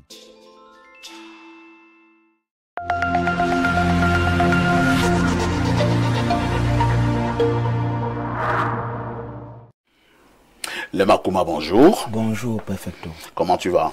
Je me porte comme l'Afrique. C'est comme si vous allez vous marier ce matin. Hein. Vous êtes particulièrement élégant. Merci beaucoup. Ça veut dire que les choses entrent un peu. Hein. Je suis pas. Open sex, ça donne l'argent. Tant que j'ai ta bénédiction, ça va seulement entrer. Donc, le Makouma, ce matin, comme d'habitude, tu nous parles encore du chlamydia. Du chlamydia, cette maladie-là qui dérange plus d'une personne. Et j'ai toujours dit cela, on ne peut pas se mouvoir tant qu'on n'est pas en bonne santé, on ne peut pas célébrer tant qu'on n'est pas en bonne santé. Et beaucoup de personnes viennent du côté de ce plan de vie désormais parce que tu as une voix qui porte et qui continue de porter et dont on fait confiance désormais. Les personnes donc, qui sont en difficulté, les couples là, qui ont des problèmes de procréation, des problèmes de conception, ces femmes là qui ont des problèmes de crampes bouchées ou des myomes ou des fibromes ou même des kystes ovarien, elles n'ont plus besoin de se faire opérer pour avoir des solutions à leurs problèmes de conception ou de procréation. Même ces femmes-là qui ont atteint l'âge de la ménopause, autant pour moi, et qui voudraient avoir l'enfant de la retraite, on leur demande de passer du côté de ce plan de vie pour pouvoir avoir l'enfant. Les messieurs qui ont des problèmes d'azospermie ou bien d'aligospermie, des problèmes de sperme faible ou absent, on demande de venir du côté de ce plan de vie pour pouvoir désormais être papa, pour pouvoir désormais avoir un sperme en grande quantité et en bonne qualité et en bonne santé. Ces hommes-là qui ont des problèmes d'azospermie, donc des problèmes de sperme faibles ou des spermatozoïdes qui sont lents, on leur demande de venir du côté de ce plan de vie avec le produit King Femic 24 heures, la solution pour avoir des solutions à leurs problèmes de procréation ou de conception chez les femmes. Nous avons donc mis sur pied le produit King Femic qui règle ces problèmes de manière naturelle et ceci c'est sans effet secondaire. J'ai toujours dit cela que tout homme produit des spermes, des spermatozoïdes en bonne santé, mais seulement pendant la production, il y a des germes et des bactéries qui les détruisent. Le King Femic a pour rôle principal de détruire ces germes et ces bactéries-là qui sont responsables de la mauvaise qualité et de la mauvaise quantité de sperme chez l'homme et même ces femmes qui n'arrivent pas à procréer et à concevoir. Le Makouma, vous ne partez pas, vous nous dites également un mot sur le fameux produit Open Sex. Oh, le produit à succès. Le produit à succès. Ce produit-là qui aujourd'hui donne le sourire beaucoup plus aux femmes d'ailleurs parce que, parfait, figure-toi que la plupart des personnes qui viennent prendre le produit Open Sex, ce sont des femmes qui viennent le prendre pour leur époux ou pour leur conjoint. La question que je pose toujours à ces femmes-là, que mes chères dames, très souvent, vous dites que ce n'est pas la taille qui compte, c'est la manière de s'en servir. Elles ont la même réponse. Docteur, aucune femme n'aimerait tomber sur un homme qui est petit en bas. Aucune. Elles ont la même réponse. Que ce qu'on dit en face, en public, c'est juste, ce sont des consolations. Mais aucune femme n'aimerait tomber sur un homme qui est petit en bas. Ah bon? Oui. Elles ont la même réponse. Je vais faire un sondage auprès des femmes. Hein. Il y a une dame sur le plateau, elle peut en témoigner. Il ne faut pas l'embarrasser. Non, je ne vais pas l'embarrasser. Je vous le dis sincèrement. Je ne sais même pas comment ça va commencer. Peut-être elles ont fait le très mauvais choix au début. Tu n'as pas ce genre de problème. Tu es comblé. Oh là là. Elle est comblée. Tu es comblé. Non, quand tu vois son visage, sans qu'elle est comblée, perfecto. Donc, un seul on permet d'augmenter la taille et le volume de l'appareil génital de manière naturelle. Et chers parents, évitez de pratiquer la circoncision précoce. C'est l'une des causes principales du petit appareil génital. Je vous en supplie, évitez la circoncision précoce. Même à l'âge de 12 ans, 13 ans, pratiquer donc la circoncision. 5 ans, 7 ans, pratiquer la circoncision. Parce qu'à cet âge-là, les veines se sont assez développées pour pouvoir accueillir le flux sanguin qui arrive et qui maintient l'appareil génital en érection. Évitez la circoncision précoce et évitez de faire porter des caleçons trop serrés à vos enfants garçons. Évitez. Merci le Makouma d'être venu ce matin. Nous nous disons à très prochainement. Merci beaucoup. À tout de suite pour la suite.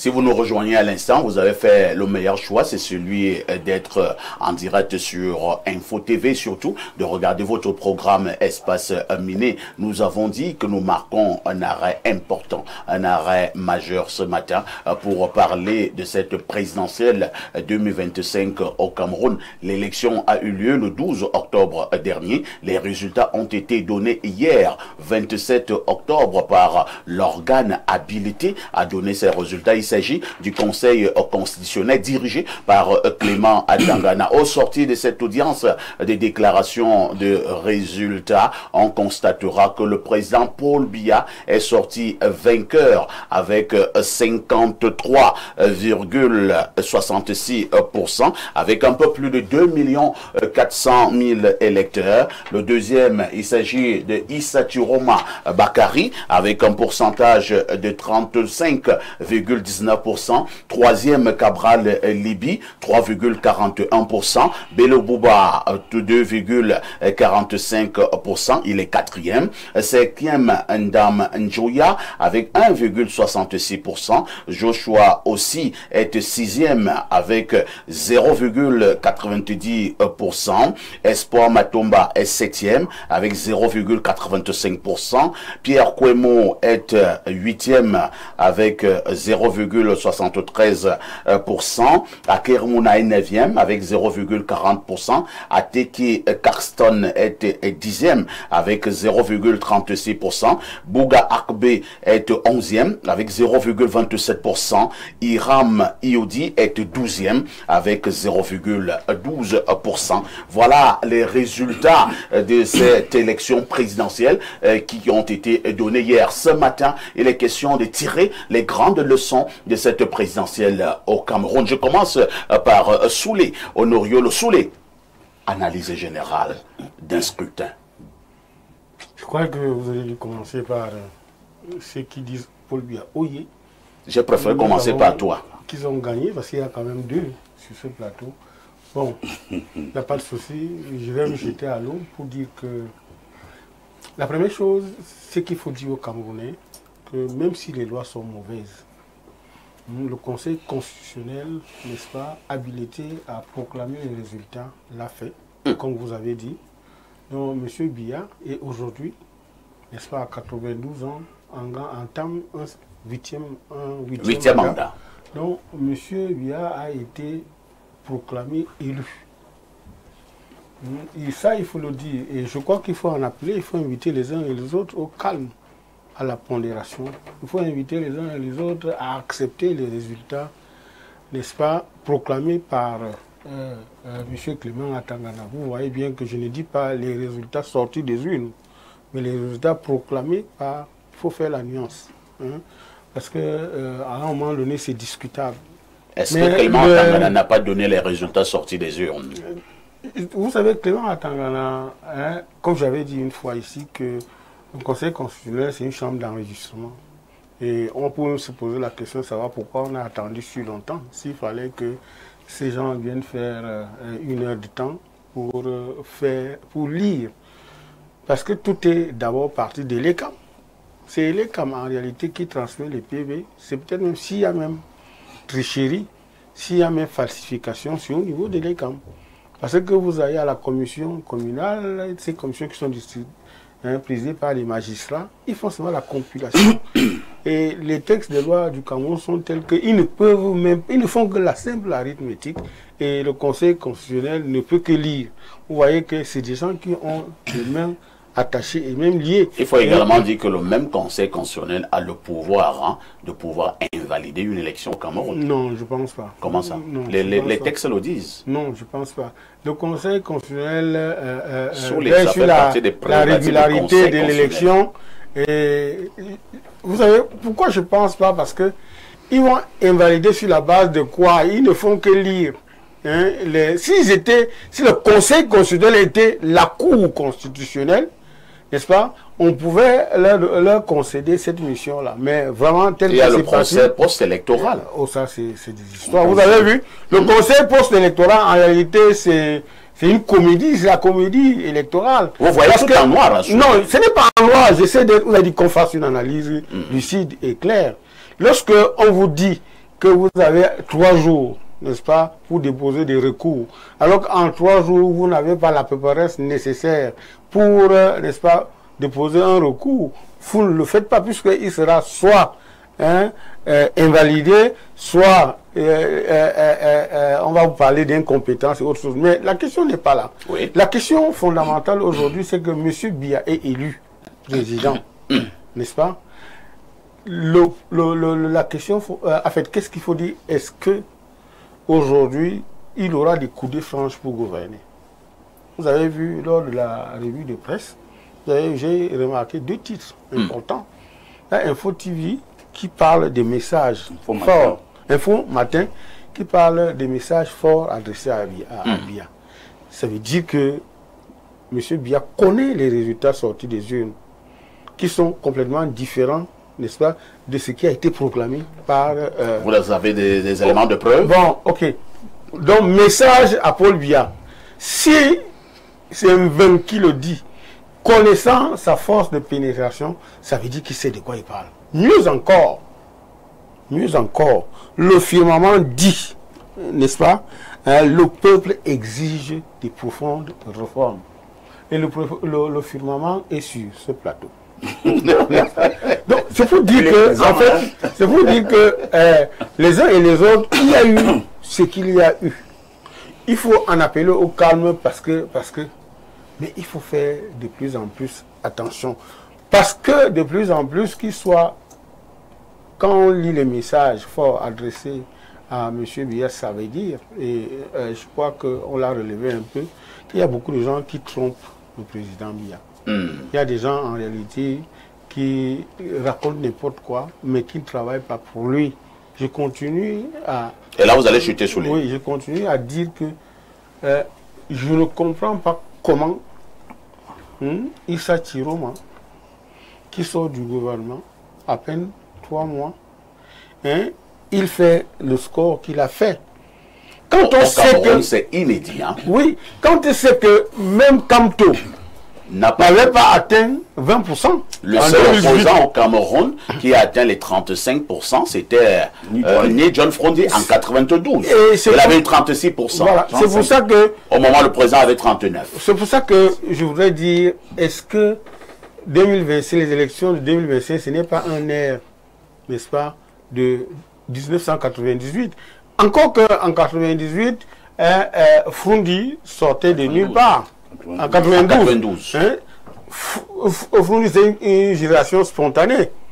Mais ici, on a quand même quelqu'un qui a été collègue, membre du gouvernement avec les uns et les autres, qui a été entre parenthèses, n'est-ce pas, une créature, entre parenthèses, de M. Biya, mais qui s'en sort au milieu de ses collègues. Est-ce qu'il n'y a pas l'arrogance, l'insolence, la méprise, l'indifférence, n'est-ce pas, de l'appareil supposé porter, n'est-ce pas, le candidat Biya n'a pas péché quelque part. Donc il y a beaucoup de choses qui interrogent et nous devons poser les vraies questions. Et c'est pour ça que je souhaite, Fadima, toi a dit que le président de la République regarde Espace Mini et nous espérons que les messages d'Info Matin envoyés à M. Biya seront pris en compte afin que lui-même il comprenne que c'est-à-dire que sa cour est pleine de comédiens, sa cour est pleine, n'est-ce pas, de gens de la duplicité de caractère, des gens au double langage. Donc il faut rapidement balayer cette cour-là si on veut, le RDPC veut être en forme pour l'élection législative et municipale de 2026. Fadimatou Minche Bongono, toi qui es du RDPC, on a peur de dire que c'est une victoire laborieuse. Hein? C'est la toute première fois depuis pratiquement près de 30 ans que le président a ce genre de score. Nous étions déjà habitués au score presque soviétique, 80%, 77%, 71%. Cette fois-ci, nous sommes à 53%. Premier constat. Deuxième constat, Fadima, nous sommes à l'heure des constats. Paul Biya a perdu le Nord. Il a perdu en Aldamawa. Il a perdu au Nord. Il a perdu du côté de l'extrême Nord. Sauf si je me trompe. Non. Il n'a pas perdu dans l'extrême Nord. Ça a été laborieux. Ça a été laborieux, même du côté de l'extrême Nord. Ouais. avec des scores... pour la fille aînée, vraiment c'est quand même inattendu. Hein? Alors, certes, le RDPC a gagné, Paul Biya a gagné, mais est-ce qu'il ne faut pas reconnaître, Fatimatou, que le peuple a envoyé un message clair au président? Monsieur Parfait, permettez-moi déjà de féliciter solennellement le président national du RDPC, le candidat porté par le parti RDPC, qui aujourd'hui est réélu comme président de la République du Cameroun. Et j'aimerais également saluer tous les militants qui ont mouillé le maillot pour qu'on arrive à ce score. Alors, score laborieux, je dirais pas oui, mais je dirais un combat difficile, une bataille difficile. Bataille difficile et compréhensible. Lorsque vous prenez les 71%, depuis un moment, M. Bello et M. Chiroma étaient au gouvernement. Ils étaient dans la majorité présidentielle. Tout à fait. Forcément, quand M. Bello et M. Bouba Chiroma s'en vont, vous comprenez que c'est une partie de l'électorat qu'ils donnaient au RDPC qui s'en va. Forcément, ça devait baisser. Enfin, vous le reconnaissez, hein? S'il vous plaît. Parce que moi, j'avais suivi les mots du genre, c'est un non-événement.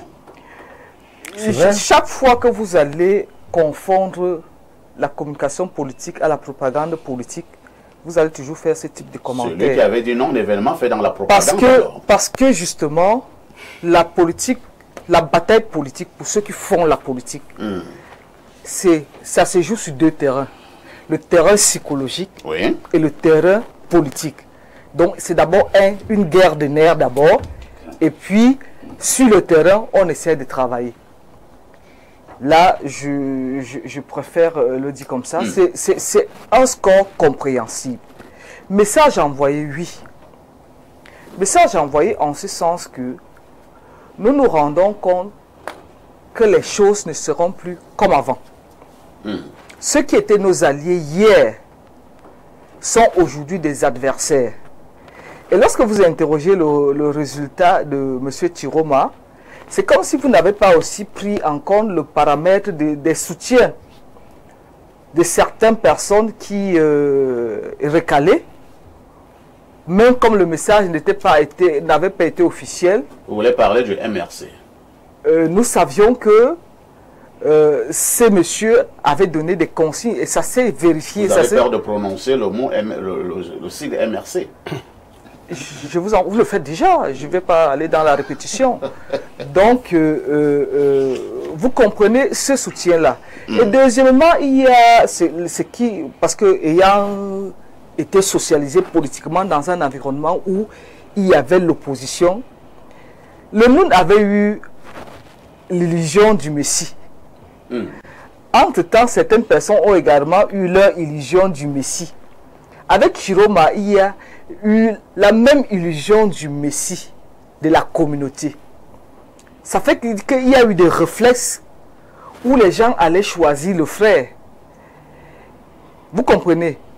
Pas seulement le frère, mais il y a eu cette impression-là, de manière généralisée. Fort heureusement, contrairement à ce que vous dites, l'extrême nord a été... Paul Biya a gagné dans l'extrême nord. Là où je ne suis pas d'accord avec M.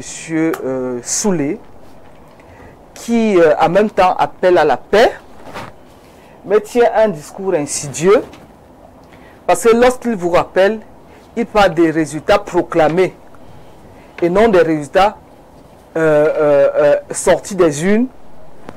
C'est une incitation à la continuité des massacres que nous observons depuis sensiblement 3 jours où des Camerounais ont perdu la vie. Nous pensons que nous qui avons été sur le terrain, il dit qu'il ne connaît pas Foumbot, oui, bon, je le lui concède sur ce plateau, mais monsieur Haïssi, chez moi, dans mon arrondissement, dans ma section non sud 1, Chiroma arrive en première position avec 8000 voix. L'UDC vient en deuxième position avec sensiblement 3800 voix. Le RDPC vient en troisième position avec 3400. si Elekam avait été ce qui est déclamé, parce que je vous ai dit dès le départ, certaines personnes, pour leurs intérêts non partisans subjectifs, ont décidé de discréditer les institutions de la République. Et nous l'avions dit, l'œuvre humaine est perfectible. Nous sommes partis de Onel, du Minat. Nous sommes partis du Minat, où John Foudi avait eu le score qu'il avait eu, bien que cela furent des fonctionnaires. Nous sommes allés à Onel 1, puis Onel 2, puis Elekam, puis la dernière réforme de l'Ekam. Vous comprenez que l'État travaille à perfectionner ces institutions parce que nous estimons qu'elles doivent être temporelles pour servir le Cameroun et non servir des individus. Mais si sur un plateau, nous travaillons à faire comprendre aux Camerounais que tout est faux, nous aurons autant de morts, nous aurons les assassinats, nous aurons les pillages, nous aurons les saccages des entreprises des pauvres Camerounais auxquels nous assistons depuis un moment. Et nous estimons que ce discours, c'est mon avis, c'est mon opinion, je peux me tromper, ce n'est pas un bon discours pour quelqu'un qui prônerait la paix. Ce que je voudrais dire pour sortir, tout à l'heure, Madame Claudia a fait le rendu du message du chef de l'État après son élection, qui aujourd'hui n'est plus le président national du RDPC, il devient président de tous les Camerounais. Et sur un autre plateau, j'ai dit, je cesse d'être, par rapport à ce qui est en train de se passer, je ne suis plus, bien que militant du RDPC, je deviens militante du Cameroun parce que seul le Cameroun doit rester. Nous allons tous passer, le Cameroun doit rester. Et pour que le Cameroun reste, à travers nos discours, nous devons travailler à construire la paix. Les réformes, elles doivent venir parce que nous estimons que le président n'est pas sourd. Si vous estimez que les militaires, parce que j'ai entendu arrogance, machin, non. Il y a une chose. Doit-on mettre le feu à la maison parce qu'on est fâché contre le parent? Nous disons non. Nous pouvons faire des reproches aux parents ou bien leur faire des suggestions parce que chez nous, chez les Bantous, nous proposons, nous estimons que ceci ne marche pas. On aurait pu faire ceci, on aurait pu... Quitte aux parents de prendre ça en compte pour que la maison, le foyer fonctionne bien. Donc l'enfant doit travailler à construire la paix, à construire sa sécurité, parce que si la maison brûle, tout à l'heure j'ai vu, on a brûlé Congel-Cam, il est du RDPC. On a détruit la maison de Madame Fampo, elle est du RDPC. Ceux dont on a cassé, il y a un jeune homme, j'ai lu le truc des moustiques charismatiques, dont on a cassé, on a détruit son call center. Je ne crois pas qu'il soit du RDPC, c'est un Camerounais lambda. Donc quand le feu prend, ça ne cherche pas les militants du RDPC. Ça prend tout le monde. Et en même temps, nous devons nous dire, ces gens qui sont tapis, je ne sais où, et envoient les autres enfants des autres à la mort. Nous autres qui sommes sur les plateaux de télévision et estimons que peut-être nous sommes des privilégiés, les enfants des autres, il y a quelqu'un qui a parlé des enfants de fous, doivent aller se faire tuer. Nous devons arrêter avec ce type de discours. Et aux jeunes, je dis, le président de la République a dit, ce septennat, c'est celui des femmes et des jeunes. Et nous estimons que c'est ensemble que nous allons construire ce pays. Ce n'est pas en le détruisant que nous allons résoudre nos problèmes, qui existent bien entendu et méritent d'être résolus. Merci, Fatima Tou. Hier, justement, après la proclamation des résultats, le président Paul Biya, via les réseaux sociaux, a dit, il a envoyé un message tout en disant merci à ceux qui l'ont élu. Il a fait comprendre que l'élection était terminée et que nous devons passer à la construction du pays. Je suis en train de le paraphraser. Le même Paul Biya a également dit qu'il avait une pensée à l'endroit de ceux qui ont inutilement perdu la vie. Je le souligne, Alain Douk, le vocable inutilement. Et nous avons certaines images au niveau de notre écran qui défilent. Nous avons suivi, Thierry m'a dit qu'on passe à des marches pacifiques, mais malheureusement, nous avons des images où on va casser des poissonneries et des gens sont en train de porter des cartons de poissons. Nous avons des images où on allait casser des stations-service, on a vu des gens porter des bouteilles de gaz. Est-ce que c'est ce que l'on appelle des marches pacifiques à Landouk?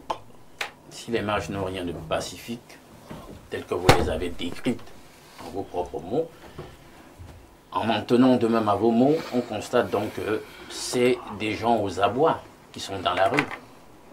Des gens dont la valeur pourrait se mesurer à un poisson, à une bouteille de gaz. C'est donc le symptôme d'une certaine misère. Ça, c'est en fait. Donc, on a utilisé que le prétexte politique pour assouvir un certain nombre de besoins qui étaient totalement incarnés, qui n'ont pas forcément à voir avec les enjeux politiques, mais qui sont liés à la personne, aux personnes qui sont en train de manifester et à leurs besoins les plus basiques. Des gens qui volent encore du poisson, qui veulent cambrioler une poissonnerie pour prendre du poisson, qui veulent une bouteille de gaz. Pourquoi? Parce que dans le contexte où nous sommes, une bouteille de gaz de poisson, c'est encore un luxe. Et à ce moment-là, à qui devons-nous nous tourner? Moi, je ne vais pas verser dans un quelconque satisfecit. Moi, je vais répondre à la question qui a été posée. Comment comprendre la réélection de Paul Biya? J'ai un diptyque pour y répondre. Parce que pour moi, objectivement, on pourrait dire qu'on ne le comprend pas. S'il faut rester dans l'analyse froide. Et dans un deuxième temps, on pourrait dire on comprend cela. Et je vais dire pourquoi. Dans un premier temps, je ne le comprends pas. Parce que s'il faut tenir compte du bilan, en réalité, de Paul Biya, on se rend compte que le septennat qui est passé a été celui de l'absence d'une gouvernance par proxy, par procuration. Le peuple aurait voulu voir son leader au four et au moulin. On l'a vu quasiment absent. C'est le Cameroun, justement, de Paul Biya pendant les 7 dernières années, où on a quand même des chantiers qui sont restés là sur la note de l'inachevé, et ayant crevé le budget. Nous avons par exemple l'autoroute Douala-Yaoundé qui reste quand même sur ses 60 km. Je ne pense pas qu'entre temps ça a beaucoup bougé. Et nous sommes là à plus de 500 milliards de dépenses. On a quand même pendant le dernier septennat un septennat de l'impunité. Il y a des gens qui ont été épinglés dans des affaires, des scandales financiers là. On ne leur a rien fait, bien que des preuves ont été apportées de leur malgouvernance, de leur malversation. C'était pendant le septennat dernier. On ne peut pas faire économie de tous les travers, de ces villes poubelles que nous avons, de la voirie qui est totalement fracassée dans nos principales villes, et les axes, les principales rues nationales qui ne sont plus que l'ombre d'elles-mêmes. Il y a beaucoup de choses, je ne peux pas faire l'économie de tout ça, vous le savez. Si on s'en tient à cela, on devrait se poser la question de savoir, mais comment les Camerounais, même en dépit d'un bilan aussi désastreux, ont quand même décidé de maintenir leur confiance au président Biya. Peut-être que ça relève non plus de l'objectivité, mais d'un culte de la personnalité. Allez savoir, je me pose quand même un certain nombre de questions. Il était au coup des franges avec Issa Tiroma, si je m'en tiens aux statistiques officielles, dans l'extrême nord, parce qu'il a eu 45%, Issa Tiroma était là quelque part avec 42%, donc c'était serré. Alors, dans le nord, Issa Tiroma a eu une avance, mais le président était aussi quand même là, l'écart n'était pas très grand.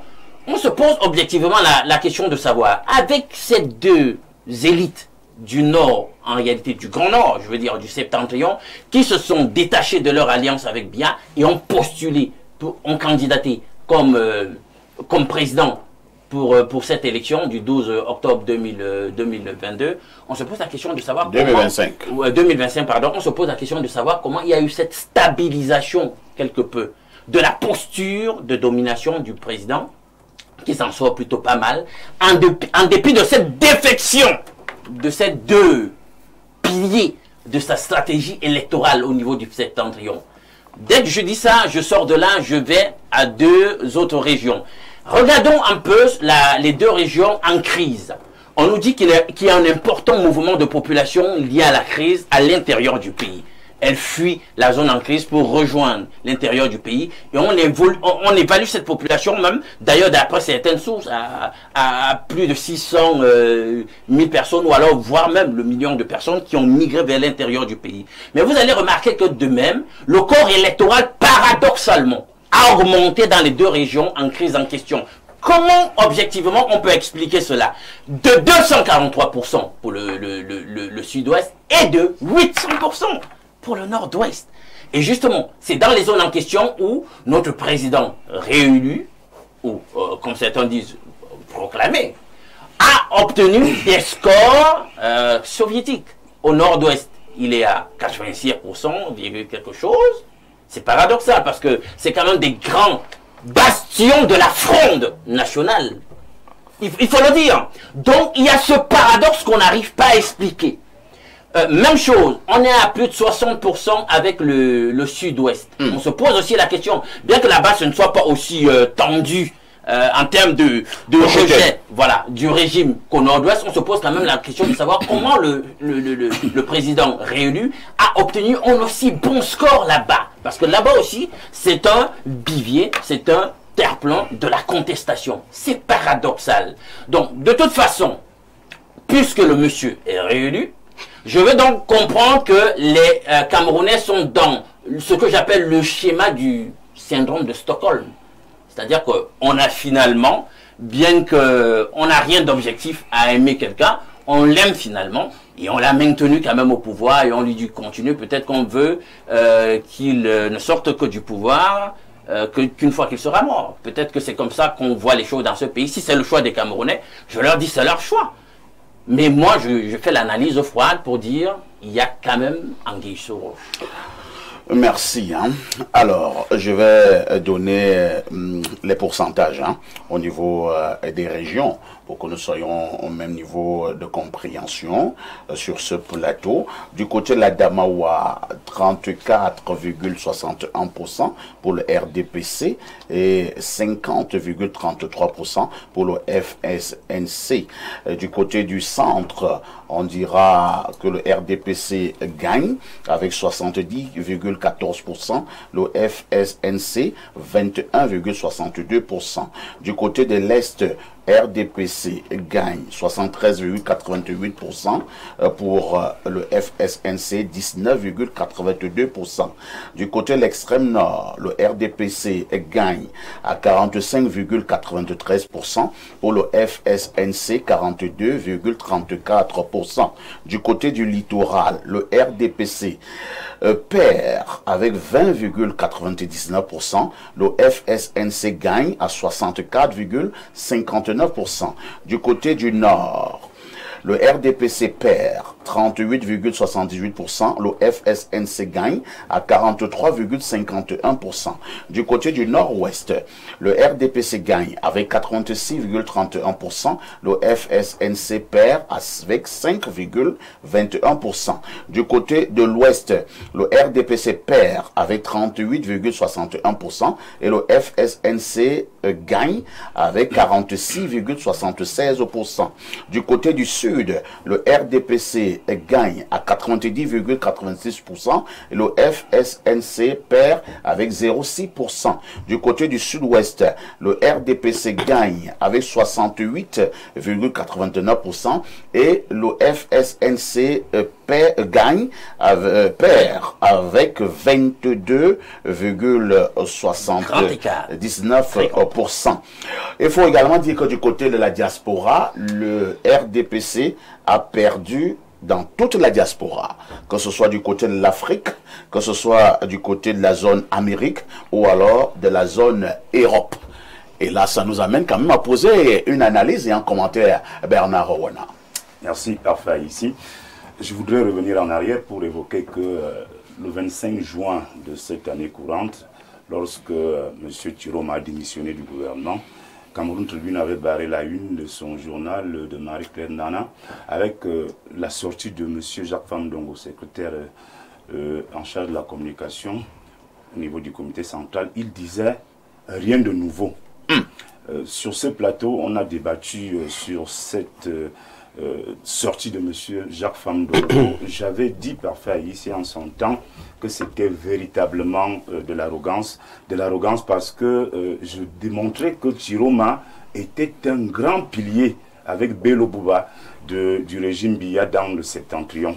Et j'avais prédit que quelque chose de très très douloureux allait nous arriver. Tout à fait. Et c'est bien, c'est arrivé au RDPC, au président Biya. Donc ceux qui parlent souvent là, dans le RDPC là, avec tant de zèle, avec tant de condescendance, et qui pensent camarades, hein? Oui, je parle là des camarades du parti qui sont appelés à changer à partir de ces résultats, que rien ne sera plus comme avant. Donc, on a sous-estimé Issa Chiroma Bakari. On n'a pas su qu'il allait prendre tout l'électorat du MRC, qu'il allait prendre d'autres électeurs. Vous savez, parfait ici, lorsque vous êtes chef d'État dans un pays comme le président Biya l'est, il y a élection au niveau international, vous perdez partout à l'étranger, mais qu'est-ce que ça vous dit? Il faut bien interpréter ça. Le président Biya a perdu partout à l'international, en Afrique, en Asie, en Amérique, en Europe, partout, à plat de couture. Et donc, du coup, il y a des ambassadeurs qui ont déjà fait 30 ans là-bas. 30 ans, il y a des gens qui ont plus de 30 ans ambassadeurs. Donc, il faut commencer à comprendre que le message est passé, le message là est violent. Parfois, ici, le président a gagné dans 6 régions sur 10. Chiroma a gagné dans 4 régions sur 10. Mais ce qu'il faut quand même également dire à ceux qui nous regardent à l'étranger, c'est que le président a eu le bonheur de gagner dans des régions qui pèsent en termes d'électorat. C'est-à-dire que la région du Sud... Au niveau du nombre. Au niveau du nombre. Quand vous gagnez dans le centre avec 70%, c'est la plus grande région en termes d'électeurs, c'est 1 400 000 et poussières de voix. Vous gagnez l'extrême nord, c'est 1 200 000 et poussières de voix. Vous avez 73% dans l'Est, à l'Est, vous avez 90% dans le Sud. Le Sud, c'est près de 400 000 voix. Et donc, si vous avez presque les 400 000 voix, vous êtes vraiment déjà loin. La Damawa, c'est bien, il a gagné, Chiroma a gagné là-bas, mais c'est 200 000 électeurs. Le Nord, c'est pas grand-chose aussi. Donc, il faut bien expliquer cela à tous ceux qui nous regardent pour qu'ils sachent que quand on dit 10 régions, là, les 10 régions n'ont pas la même taille. C'est ça le même poids électoral. Donc, il faut d'abord dire que quand vous gagnez le centre, le grand centre qui a 10 départements, 72 arrondissements, vous êtes déjà à côté de la victoire. Vous prenez le centre, vous ajoutez le centre, à l'extrême nord, vous avez déjà le tiers de l'électorat. Vous avez le tiers de l'électorat. Et c'est ce qui a fait gagner le président. Parce que les voix de M. Chiroma sont les voix des villes, des grandes agglomérations, Yaoundé, Douala, Bafoussam, Garoua, etc. Mais de façon globale, le président a eu un vote villageois qui a toujours été fidèle, loyal. En vote villageois. En vote villageois, qui a donné donc la chance il faut dire que gagner. Il faut dire que les gens du village aiment le président. Pour le moment, les gens du village ne sont pas encore contaminés. Ils sont en train d'observer. Les citadins détestent le président. Vous voyez ceux qui sont à l'étranger. Est-ce qu'il y a eu un grand dialogue national ici, parfait ici? Il y a eu un grand dialogue national. Les résolutions sorties de ce grand dialogue national, aucune de ces résolutions, jusqu'à date, n'a été appliquée. Aucune. Personne ne se souvient même. On ne se souvient même plus de ces résolutions. Donc, c'est pour dire quoi? C'est pour dire que puisqu'il faut faire des analyses froides, parfait ici. Moi, personnellement, en tant que militant du RDPC, je souhaite qu'il y ait d'abord un grand congrès. Un congrès où on nettoie tout. Les gens qui sont fatigués là, qui laissent la place à une nouvelle génération conquérante, capable d'aller vite, de courir, proactif. Il faut un congrès, il faut renouveler le personnel politique du RDPC. Le président, on attend un gouvernement. Le dernier gouvernement date du 4 janvier 2019. D'ailleurs, depuis que le président est au pouvoir, c'est la première fois qu'un gouvernement est aussi long. Donc, depuis le 4 janvier 2019, on n'a pas changé de gouvernement. Les gens sont restés à leur poste. Il y a même des ministres qui ont 22 ans dans un même bureau. Il y a des ministres qui ont 22 ans. 22 ans. M. Famandonga, 22 ans dans un même bureau. M. Liu Magouan Baratana, 22 ans dans un même bureau. Mme Marion Chonte, 22 ans dans un même bureau. Vous n'êtes pas venu pour une contre-campagne de certains. Non, ce n'est pas la campagne, monsieur. Il y a une contre-campagne. Ce n'est pas une contre-campagne. Vous avez demandé des analyses, non? Vous avez demandé qu'on analyse, non? Je vous dis donc, voilà ce qu'il faut faire. Quand vous avez des gens qui ont fait... vous analysez sur les têtes des gens? Quand vous avez déjà fait 22 ans dans un même bureau, parfois, vous ne pouvez plus nous apporter grand-chose. Donc, il faut que le président tienne compte de ces messages. Je suis content du journal Le Firmament, dont tu es le directeur de publication. Je suis content du journal Info Matin, dont M. Dionem est directeur de publication. Parce que ce matin, vous êtes vraiment allé là où il fallait aller. demander, interpeller le président. Monsieur le Président, est-ce que vous avez vu ces scores? Est-ce que vous avez compris le message ou les messages issus des urnes? Parce que quoi, je vais finir par faire ici par une statistique.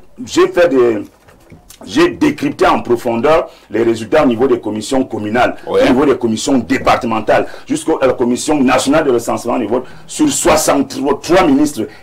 Seulement 15 qui n'ont pas été humiliés. Sur 63 ministres de BIA. 15 seulement ont sauvé leur tête. Tous les autres ont été humiliés, ridiculisés, tabassés dans leur fière politique. Donc cela doit être également bien dit. Il y a des gens qui ont été battus dans leur maison. Ah bon? Oui, oui, dans leur, vous avez le bureau de vote, là, ils ont voté à côté de leur maison. Ministre en place dans le gouvernement de Biya. Donc, cela doit interpeller aussi le président. Merci. Qu'il sache qu'il travaille avec des gens que personne ne veut plus voir. Nous allons repartir du côté de notre messagerie. Hein. Bonjour, parfait ici.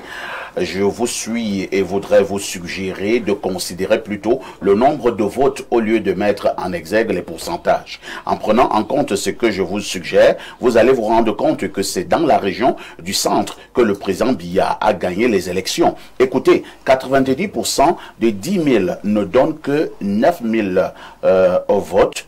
Par contre, le centre a voté à 70%, mais a apporté 712 000 votes sur les 2,4 millions nécessaires pour gagner. Un autre message ce matin. Bonjour El Perfecto, ainsi qu'à ton illustre panel.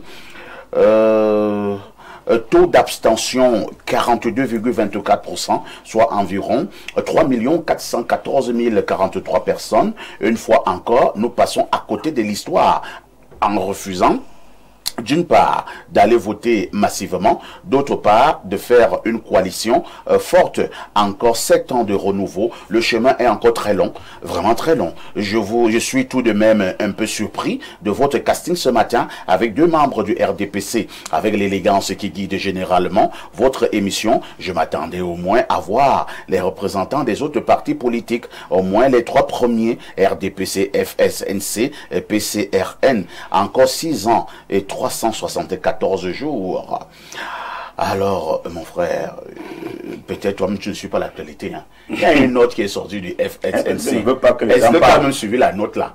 Que Thierry m'a dit que les gens ne parlent plus au nom de son parti politique. Tu avais suivi ça?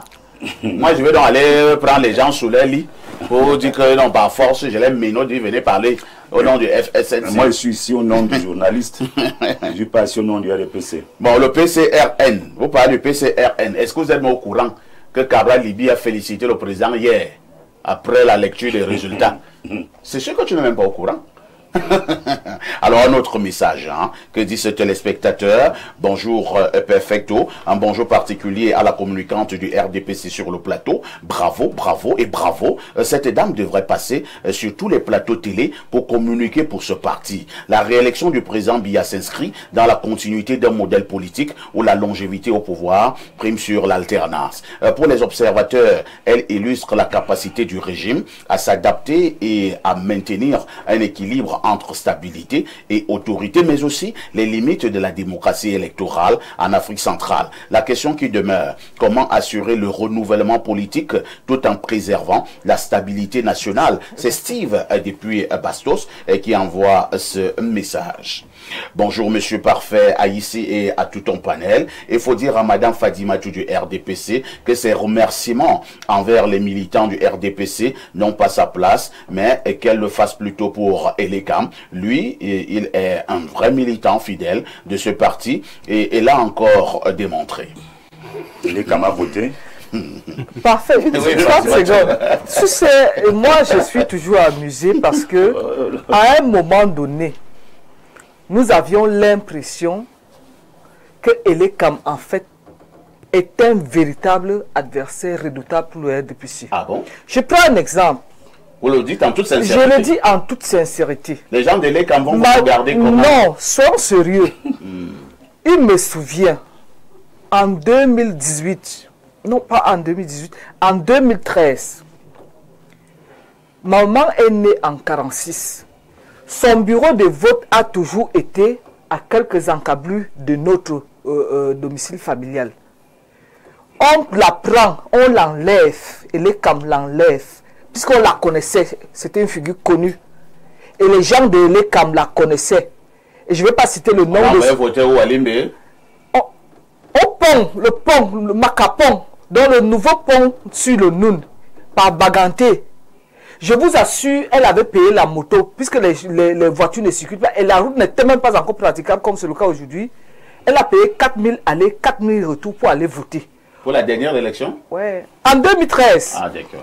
Pour vous dire quoi? Parce qu'on savait qu'elle était militante du RDPC, et connaissant son âge, on se disait, on doit tout faire pour qu'elle n'ait pas cette voie-là.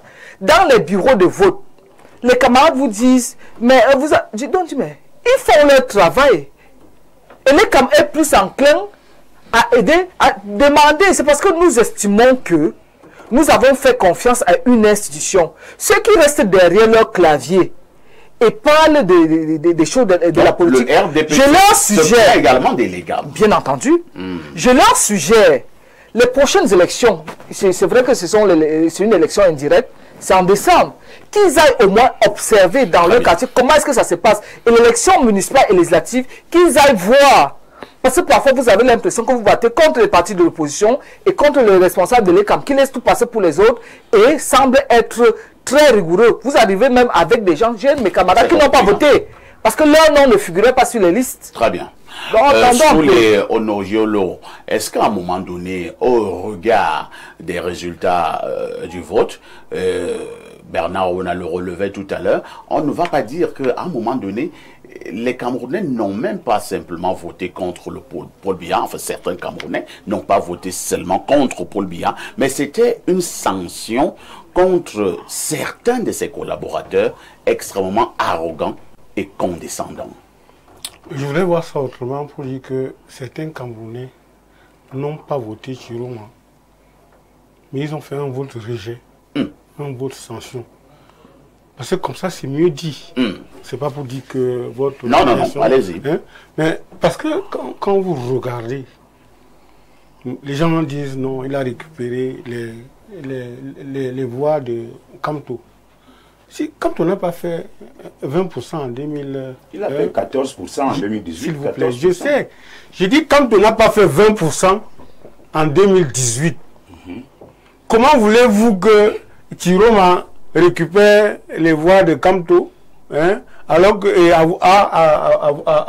a 35%. Mais si il récupère déjà 14%, c'est déjà quelque chose.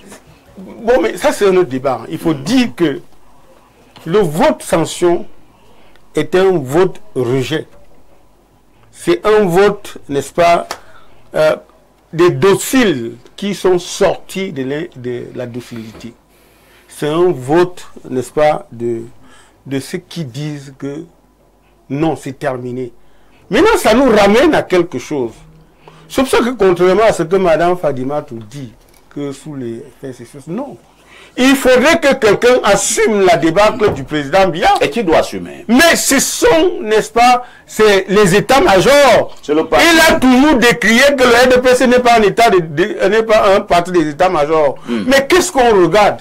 Je pense que, Bernard, on vient de vous démontrer par A plus B que les états-majors sont un frein à l'épanouissement, n'est-ce pas, du RDPC. Et le fait que le président a reculé, n'est-ce pas, les municipales législatives, a maintenu ces gens qui étaient devenus des indésirables et qui ont continué malheureusement, n'est-ce pas, à faire ce qu'ils ont fait. Parce que, allons-y encore, et je suis content de savoir que c'est sorti de la bouche de Bernard Ona, le vote villageois.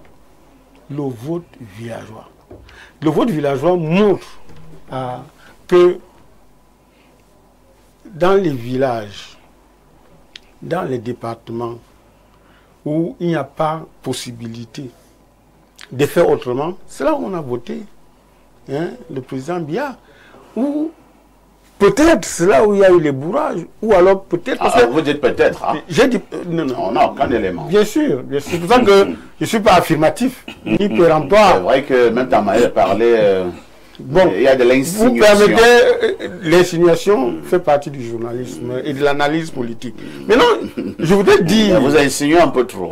Non, je voudrais dire que quand vous avez fait tout et pour tout pour que le président de la République perde à l'international. On se pose la question de savoir que font les chancelleries. Est-ce que ces gens travaillent encore? Est-ce que ces ambassadeurs qui restent parfois 10, 15 ans au poste, est-ce qu'ils travaillent encore pour vous allez chuter? L'autre chose, c'est que quand vous voyez comment dans les grandes agglomérations, maintenant, on a là encore convoqué, je suis convaincu que quand vous arrivez même dans le centre, c'est la périphérie villageoise qui vote le président Biya. À Yaoundé, ce n'était pas le cas, puisque j'ai entendu des pleurs, à savoir que dans les arrondissements, il y a eu telle ou telle chose de Yaoundé. Maintenant, vous arrivez dans le littoral, qui est le poumon économique, n'est-ce pas, avec une ville économique comme Douala, et que le président arrive à perdre, ça veut dire qu'il faut se poser la question. Parfait, je voudrais finir par convoquer 2008 avec les émeutes de la faim. Vous savez que les émeutes de la faim, malgré tout ce qui s'est passé, le président de la République a dit, qu'avons-nous fait? N'avons pas nous été capables, n'est-ce pas, de constater, de comprendre les problèmes de ces jeunes? C'est la même chose aujourd'hui. Hein? C'est pour ça que je dis que quand vous parlez de Chivama et autres, mais ce sont les casses de poissonnerie, les casses de bar qui sont les casses de la faim. Ça veut dire que les collaborateurs du président Biya ne sont plus humains. Ils sont plus capables de donner du riz, du poisson aux enfants, aux petits-fils, aux arrière-petits-fils du président Biya. On doit s'interroger, et parmi les messages et parmi les profondes réformes dont parle le firmament, il faut quand même qu'on se pose la question, comment les enfants de moins de 15 ans parfois vont aller casser les poissonneries parce qu'ils veulent avoir du poisson, ils veulent avoir du riz. Est-ce que le Cameroun n'est pas capable de nourrir ses enfants? Est-ce que ces messieurs-là, qui n'ont plus de cœur, qui n'ont plus de l'humain, ne sont plus capables de travailler avec le président Biya? C'est-à-dire donner du pain, donner du riz. Vous trouvez ça normal, parfait? Au point où les gens vont casser et ils deviennent non incontrôlables, non maîtrisables, parce qu'ils ont faim. Merci. Alain, donc, nous sommes arrivés presque au terme de ce programme. Je voudrais vous poser une préoccupation dans certaines localités du pays. Douala, Garoua, Bafoussam, pour ne prendre que ces localités. Nous assistons quand même à quelques troubles depuis quelques jours. Est-ce qu'il faut que le président fasse une sortie, peut-être pour parler à ces manifestants? Et quand nous regardons même au niveau des troupes, parfois même c'est en majorité des mineurs. Est-ce que le président ne devrait pas prendre la parole pour qu'on puisse revenir à la calmie, entre guillemets? Honnêtement, parfait, je vais te répondre sans langue de bois. Je ne me sens pas la posture de conseiller quoi que ce soit au président parce que j'ai constaté pendant 7 ans qu'il n'a pas donné l'impression d'écouter qui que ce soit. Vraiment, là, si je dois donner... Est-ce que ça peut pas être un autre septennat? Bon, d'accord. Il sait donc qu'à minima, il devrait donc parler. Il devrait donc parler. Il a fait. Via un des réseaux sociaux, non, il a donné la... Nous voulons le voir. Oui, au sujet... Nous voulons le voir. Non, non, c'est pas mon temps de parole. Non, non, c'est encore mon temps de parole. Oui. Pour dire que il peut faire une sortie.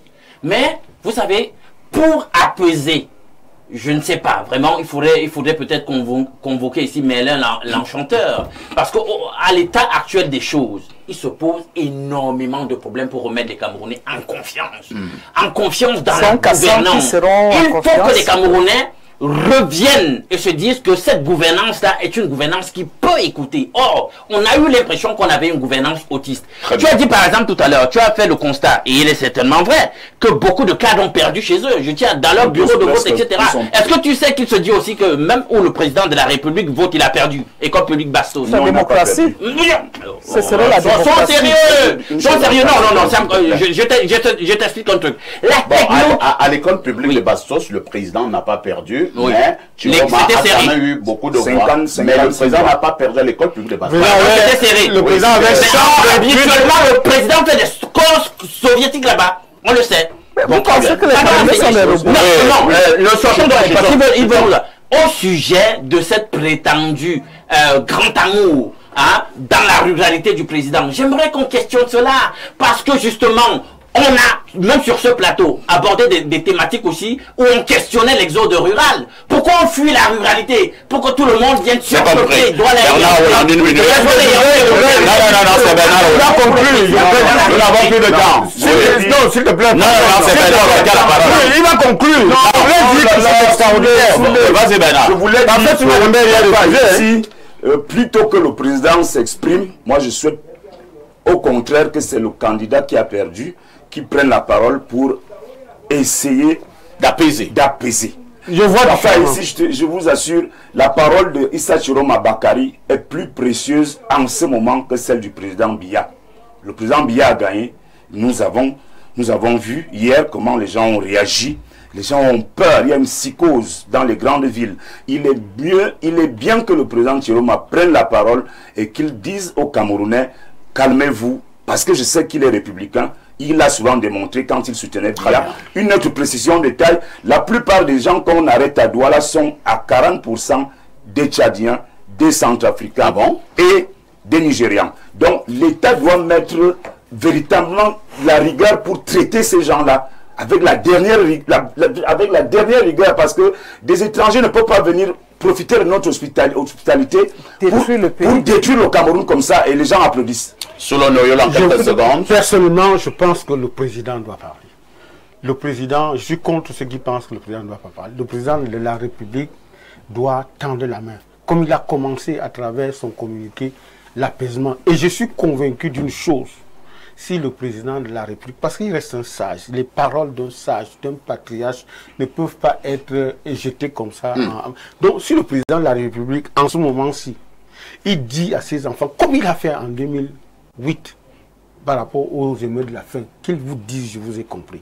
Maintenant, nous avons le devoir de construire un pays. Mes enfants, non, laissez, on va faire les choses autrement. Ça sera une bonne parole. Comment faire pour arrêter les casses dans certaines villes du pays? Je vous avais dit tantôt que je m'étais érigé en militant du Cameroun parce que nous pensons que le Cameroun est l'unique bien commun que nous avons tous. Seulement, le danger avec ce qui est en train de se passer, nous avions tiré la sonnette d'alerte. Parce que c'est facile de dire aux gens, descendez dans la rue. Est-ce que vous avez la capacité de maîtriser, de contrôler ceux qui descendent dans la rue? Quand M. Ouna le dit, les Tchadiens, les Nigérians, les Centrafricains qui détruisent. Et ça a été le cas dans le nord-ouest et le sud-ouest parce que je le disais, Monsieur Parfait, je vous connaissant, il est radicalement impossible que je charcute votre enfant. Parce qu'au moins cet enfant aurait un jour puisé de l'eau ou bien me donner un verre d'eau venant de chez vous. Par contre, l'étranger, il le fait, il s'en fout. C'est pour cette raison que nous condamnons tous les discours insidieux qui font penser que les Camerounais ont raison de descendre dans les rues et de casser parce qu'ils ont faim, parce qu'ils veulent le riz dans aucun état du monde. Je n'ai vu un président de la République descendre avec des sacs de riz, commencer à donner des gobelets.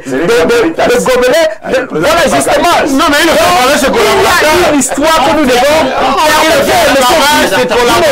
Vous ne souffrez pas que nous prenions la parole quand vous parliez. Nous sommes en train de dire ceci. L'État providentiel n'existe nulle part. Autrement, les États-Unis, première puissance du monde, aurait une soupe populaire où chacun irait manger. Ceux qui sont là-bas vous disent que rien ne leur appartient. Donc nous disons aux jeunes qui sont dans la rue, ne suivez pas les sirènes de la mort. Moi je les appelle les croque-morts. Ils vous envoient à la mort pour faire ce que les autres sont en train de faire. Prier. Parce que quand ils viendront, ils voudront prendre la place. Nous sommes arrivés au terme de ce programme.